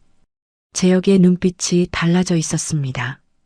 평생 냉철함을 잃은 적 없던 그 눈에 생전 처음 보는 살기가 서려 있었어요. 누구든 건드리면 죽여버리겠다는 듯한 눈빛이었습니다. 비서실이 조용해졌어요. 소문을 듣고 찾아온 직원들이 숨을 죽이고 그 광경을 지켜보고 있었습니다. 치훈이 한 발짝 앞으로 나섰어요. 눈을 가늘게 뜨며 비아냥거렸습니다. 숙부님. 그의 목소리에는 조롱이 섞여 있었어요. 전 직원이 보고 있습니다. 고작 비서 하나 때문에 회장님의 권위를 바닥에 내팽개치실 겁니까? 증거가 이렇게 명백한데 범죄자를 감싸시면 회장님 체면이 어떻게 되겠습니까? 재혁의 눈이 번뜩였어요. 체면? 낮고 위험한 목소리였습니다. 내 체면은 내 사람을 지킬 때 나오는 거다. 재혁은 치훈이 손에 들고 흔들어대던 서류를 가차없이 빼앗았어요. 그리고 바닥에 내동댕이 쳤습니다. 이 서류에 적힌 시간이 주말이라고 했나? 재혁이 치훈을 노려보며 말했어요. 장상무, 내가 큰 실수를 했구나. 치훈의 눈이 미세하게 흔들렸습니다. 그 시각에 이 아이는 나와 함께 있었다. 로비에 웅성거리는 소리가 퍼졌어요. 회장님과 함께? 주말에? 무슨 소리지? 직원들이 서로 눈치를 보며 수군거렸습니다. 이 사진들의 얼굴에도 의아한 표정이 떠올랐어요. 치훈이 재빨리 반격에 나섰습니다. 그게 무슨 말씀이십니까, 숙부님? 그가 비웃듯이 말했어요. 주말에 두 분이 어디서 뭘 하셨다는 겁니까? 증거라도 있으십니까? 이건 엄연한 산업 스파이 사건입니다. 개인적인 감정으로 막으실 수 있는 일이 아닙니다. 로비의 술렁임이 더욱 커졌어요. 회장님이 비서랑 주말에 같이 있었다고? 설마 무슨 부적절한 관계인 건가? 그래서 저렇게 감싸는 거야? 추잡한 오해의 시선들이 번지기 시작했습니다. 재혁은 그 시선들을 느꼈어요. 하지만 개의치 않았습니다. 그는 등 뒤에 숨어 있는 은서를 끌어당겨 자신의 옆에 세웠어요. 그리고 은서의 어깨를 단단히 감싸 안았습니다. 재혁은 전 직원을 향해 천천히 돌아섰어요. 그리고 입을 열었습니다.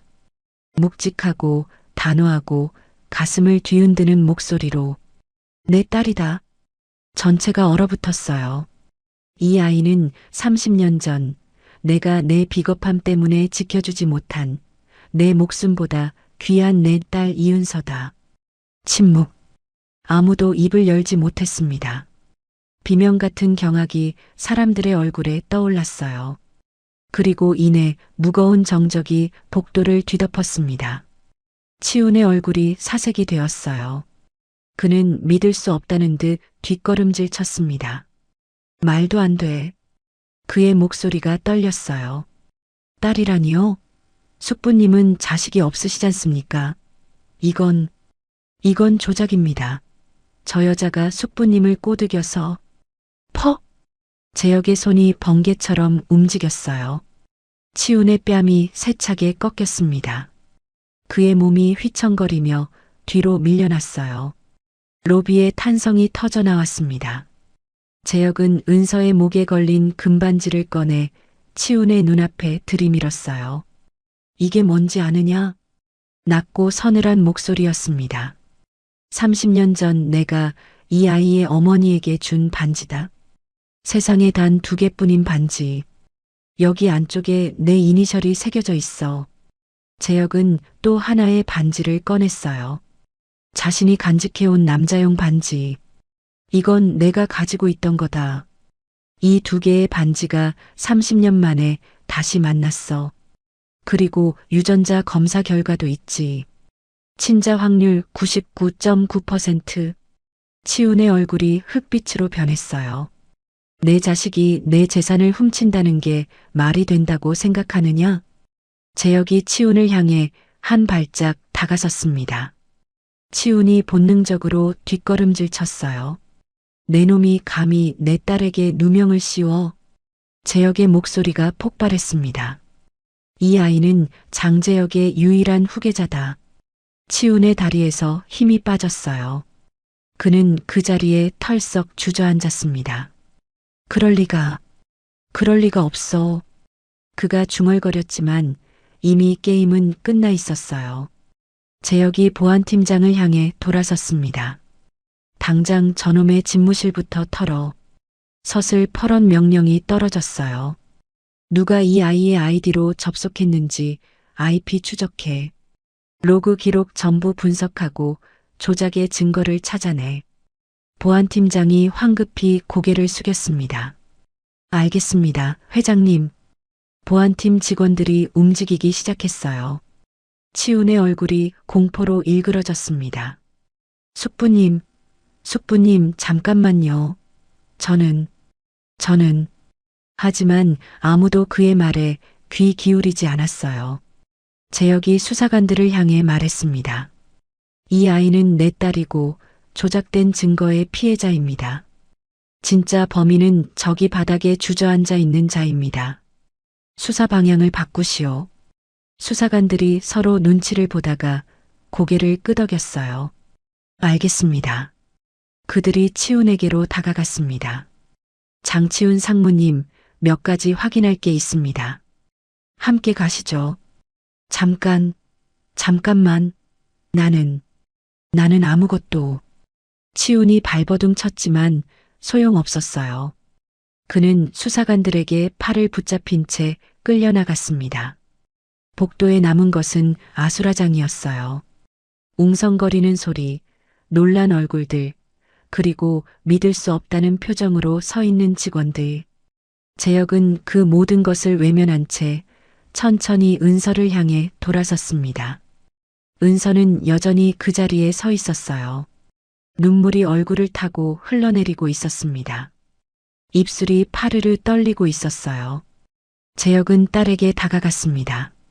그리고 두 팔을 벌려 은서를 품에 꼭 안았어요. 미안하다, 은서야. 재혁의 목소리가 떨렸습니다. 아빠가 너무 늦었지? 30년 동안 내 곁에 없었고 오늘도 이렇게 내가 상처받게 했구나. 은서의 어깨가 들썩거렸어요. 아빠가 미안하다. 정말 미안하다. 재혁은 딸의 머리를 쓰다듬으며 말했습니다. 이제 아무도 널 건드리지 못하게 할게. 아빠가 지켜줄게. 은서는 아버지의 품에 얼굴을 묻었어요. 참아왔던 오열이 터져나왔습니다. 아버지. 처음으로 사람들 앞에서 그렇게 부를 수 있었어요. 아버지. 아버지. 은서는 아버지의 심장 소리를 들으며 울었습니다. 30년 동안 그리워했던 소리였어요. 한 번도 들어본 적 없지만 어딘가에서 늘 듣고 싶었던 소리. 재혁도 눈물을 참지 못했어요. 눈에서 뜨거운 것이 흘러내렸습니다. 복도에 서 있던 직원들이 하나둘 고개를 숙이기 시작했어요. 누군가는 눈시울을 붉히고 누군가는 조용히 자리를 피했습니다. 아수라장 같던 비서실과 복도가 서서히 조용해졌어요. 그 한복판에서 30년 만에 만난 아버지와 딸이 서로를 안고 울고 있었습니다. 끊어졌던 인연이 다시 이어지는 순간이었어요. 숨겨왔던 진실이 마침내 세상에 드러난 순간이었습니다.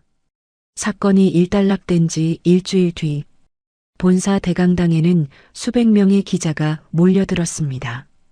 카메라 플래시가 쉴 새 없이 터져나왔고 웅성거리는 소리가 홀 전체를 가득 채웠어요.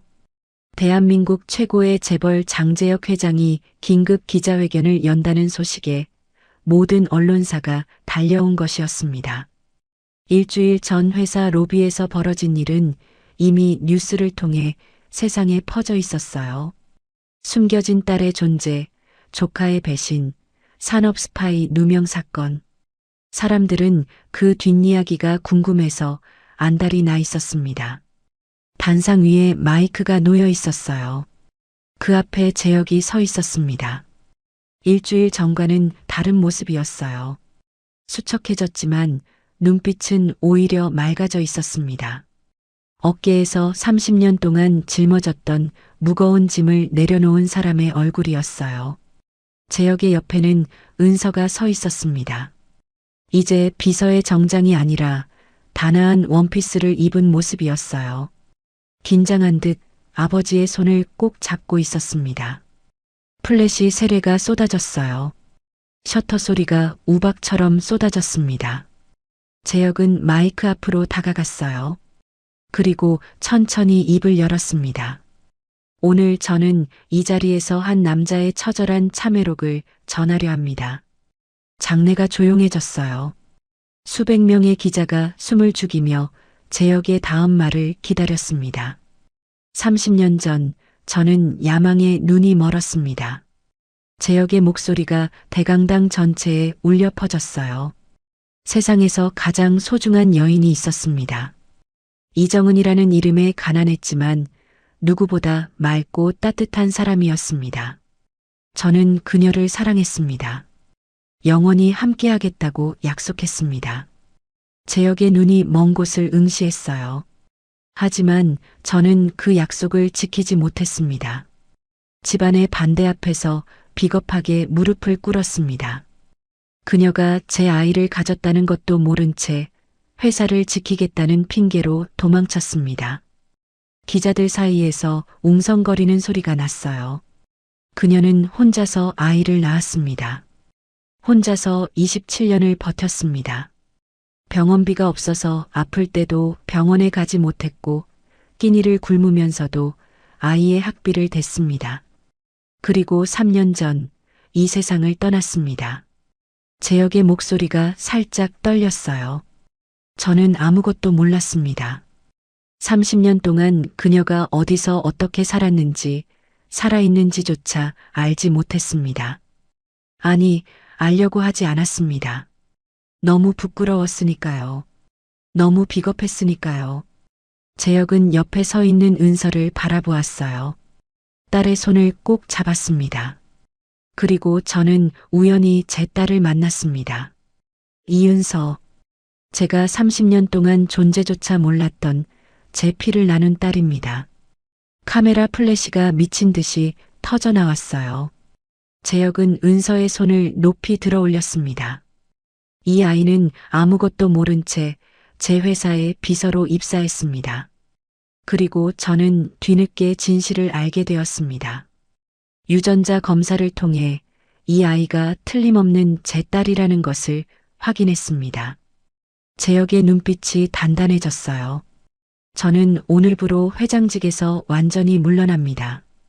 장내가 술렁였어요. 기자들이 놀라 서로를 쳐다보았습니다. 제 딸은 경영의 뜻이 없습니다. 저 또한 딸이 이 비정한 재계의 싸움터에 휘말리길 원치 않습니다. 앞으로 회사는 전문 경영인 체제로 운영될 것입니다.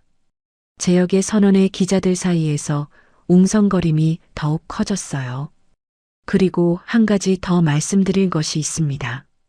재혁의 눈빛이 서늘하게 식었어요. 최근 발생한 산업 스파이 사건에 대해 말씀드리겠습니다. 조사 결과 이 사건은 제 조카 장치훈 상무가 자신의 입지를 다지기 위해 치밀하게 조작한 것으로 밝혀졌습니다. 기자들의 카메라가 일제히 한 방향을 향했어요. 대강당 한쪽 구석에 장치훈이 앉아 있었습니다. 경찰들에게 둘러싸인 채 그의 얼굴은 흑빛으로 변해 있었어요. 장치훈 상무는 제 딸 은서의 아이디를 도용하여 기밀 유출을 조작했습니다. 무고한 사람에게 누명을 씌워 파멸시키려 했습니다. 그것도 제 눈앞에서. 재혁의 목소리가 차갑게 가라앉았어요. 본 회사는 장치훈 상무를 무고죄, 업무방해죄, 그리고 배임 및 횡령 혐의로 고소했습니다. 법이 허용하는 가장 무거운 처벌을 받게 할 것입니다. 치훈의 얼굴이 일그러졌어요. 그는 자리에서 일어나려 했지만 경찰들이 그를 붙잡았습니다. 저건 사실이 아닙니다. 숙부님, 숙부님. 치훈이 외쳤지만 아무도 귀 기울이지 않았어요. 그는 경찰들에게 끌려 대강당 밖으로 나갔습니다. 재혁은 그 모습을 잠시 바라보다가 다시 기자들을 향해 돌아섰어요. 마지막으로 한 가지만 더 말씀드리겠습니다. 그의 목소리가 부드러워졌어요. 저는 제 개인 재산 중 상당 부분을 출연하여 소망 보육원을 인수할 것입니다. 은서가 놀라 아버지를 바라보았어요.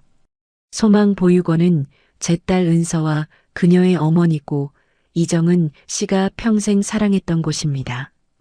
힘들게 살면서도 그 보육원을 잊지 않았습니다. 자신이 받지 못한 사랑을 아이들에게 주려고 애썼습니다. 재혁의 눈시울이 붉어졌어요.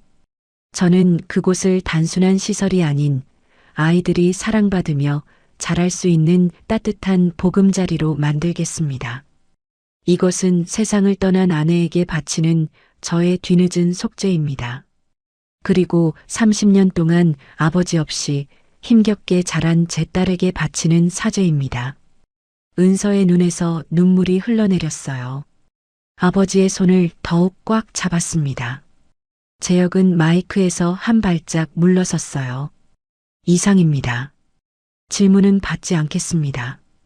기자들이 웅성거리며 손을 들었지만 재혁은 돌아서서 단상을 내려왔어요. 은서의 손을 잡은 채 두 사람은 쏟아지는 플래시 세례를 뚫고 대강당을 빠져나갔습니다.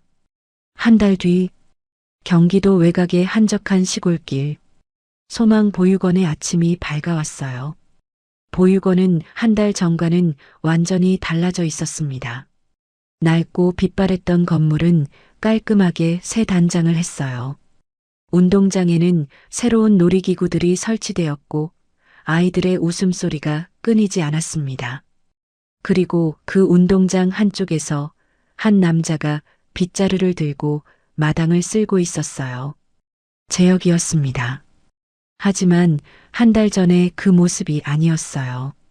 수억 원대의 양복 대신 낡은 면바지와 편한 점퍼를 입고 있었습니다.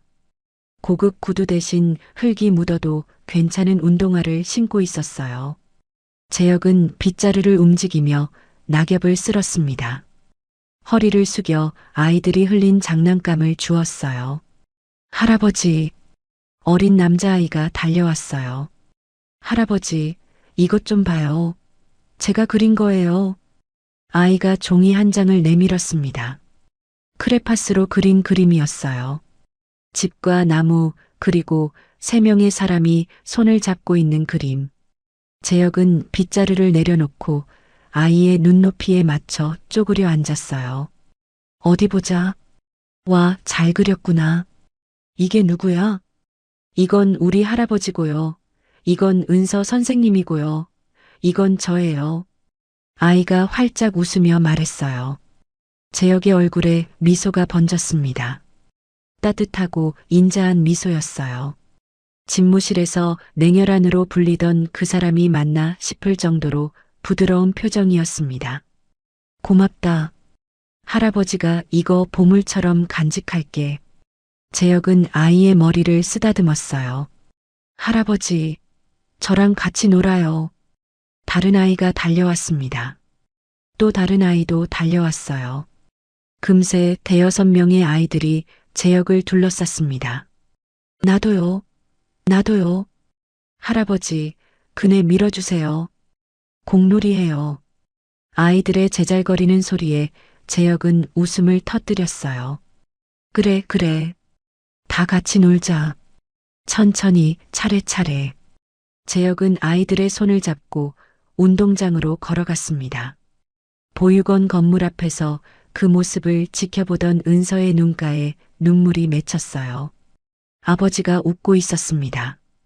진심으로 행복하게. 30년 동안 감정을 숨기고 살았던 냉혈한이 이제야 마음껏 웃고 있었어요. 해가 뉘엿뉘엿 지기 시작했어요. 붉은 노을이 하늘을 물들이고 있었습니다. 재혁과 은서는 보육원 마당 한쪽에 있는 커다란 느티나무 아래에 나란히 앉았어요. 30년 전부터 그 자리를 지켜온 정은이가 그토록 좋아했다는 그 나무. 두 사람은 한동안 말없이 노을을 바라보았습니다. 재혁이 품 안에서 무언가를 꺼냈어요. 목걸이였습니다. 그 목걸이에는 2개의 금반지가 나란히 걸려 있었어요. 정은이의 반지와 재혁의 반지. 30년 만에 다시 만난 2 반지가 이제 하나의 목걸이에 함께 걸려 있었습니다. 재혁은 그 반지들을 노을빛에 비춰보았어요. 빛바래고 낡은 금빛이 노을을 받아 찬란하게 빛났습니다. 은서야. 재혁이 나지막이 불렀어요. 네, 아버지. 돈으로 세상을 다 가졌을 땐 늘 가슴이 시렸다. 재혁의 목소리가 잔잔했어요. 아무리 많이 벌어도, 아무리 높이 올라가도 항상 뭔가 빠진 것 같았어. 마음 한구석이 늘 허전했지. 그게 뭔지도 모르고 30년을 살았다. 재혁은 고개를 돌려 딸을 바라보았어요. 이제야 알겠구나. 내가 잃어버렸던 게 뭔지. 은서가 아버지를 바라보았습니다. 그게 뭔데요, 아버지? 가족이었어. 재혁의 눈가에 눈물이 맺혔어요. 정은이와 너. 내가 30년 전에 지켜주지 못한 가족. 그걸 잃어버리고 살았던 거야. 재혁은 은서의 손을 잡았습니다. 미안하다, 은서야. 30년 동안 내 곁에 없어서, 내가 힘들 때 함께하지 못해서, 내 엄마가 떠날 때도 곁에 없어서, 은서의 눈에서도 눈물이 흘러내렸어요. 아버지. 응. 엄마가 생전에 자주 하시던 말씀이 있어요. 은서가 눈물을 훔치며 말했습니다. 행복해지려면 어렵지 않다고. 그냥 옆에 사람이 있으면 된다고. 사랑하는 사람이 곁에 있으면 그게 행복이라고. 재혁의 입술이 떨렸어요. 엄마는 항상 그렇게 말씀하셨어요. 은서야, 언젠가 내가 사랑하는 사람을 만나면 꼭 붙잡아라. 절대 놓지 마라. 함께 있는 것만으로도 행복할 수 있는 사람을 만나면 그게 내 인생 최고의 행운이다. 재혁은 고개를 숙였어요. 눈물이 뺨을 타고 흘러내렸습니다. 내 엄마는 정말 끝까지 나를 원망하지 않았구나. 네. 은서이 고개를 끄덕였어요. 엄마는 아버지를 사랑하셨어요. 돌아가시는 날까지. 재혁은 하늘을 올려다보았습니다. 붉은 노을이 점점 짙어지고 있었어요. 정은아. 그가 하늘을 향해 나지막이 불렀어요. 잘 지내고 있니? 보고 있니? 내가 은서랑 여기 있어. 내가 그렇게 좋아하던 이 느티나무 아래에. 바람이 불었어요. 느티나무 잎들이 살랑살랑 흔들렸습니다. 마치 정은이가 대답이라도 하는 것처럼. 미안하다. 30년이나 걸려서. 하지만 이제라도 은서 곁에 있을게. 내가 지켜낸 아이를 이제부터는 내가 지킬게. 재혁은 눈물을 훔치며 미소 지었어요.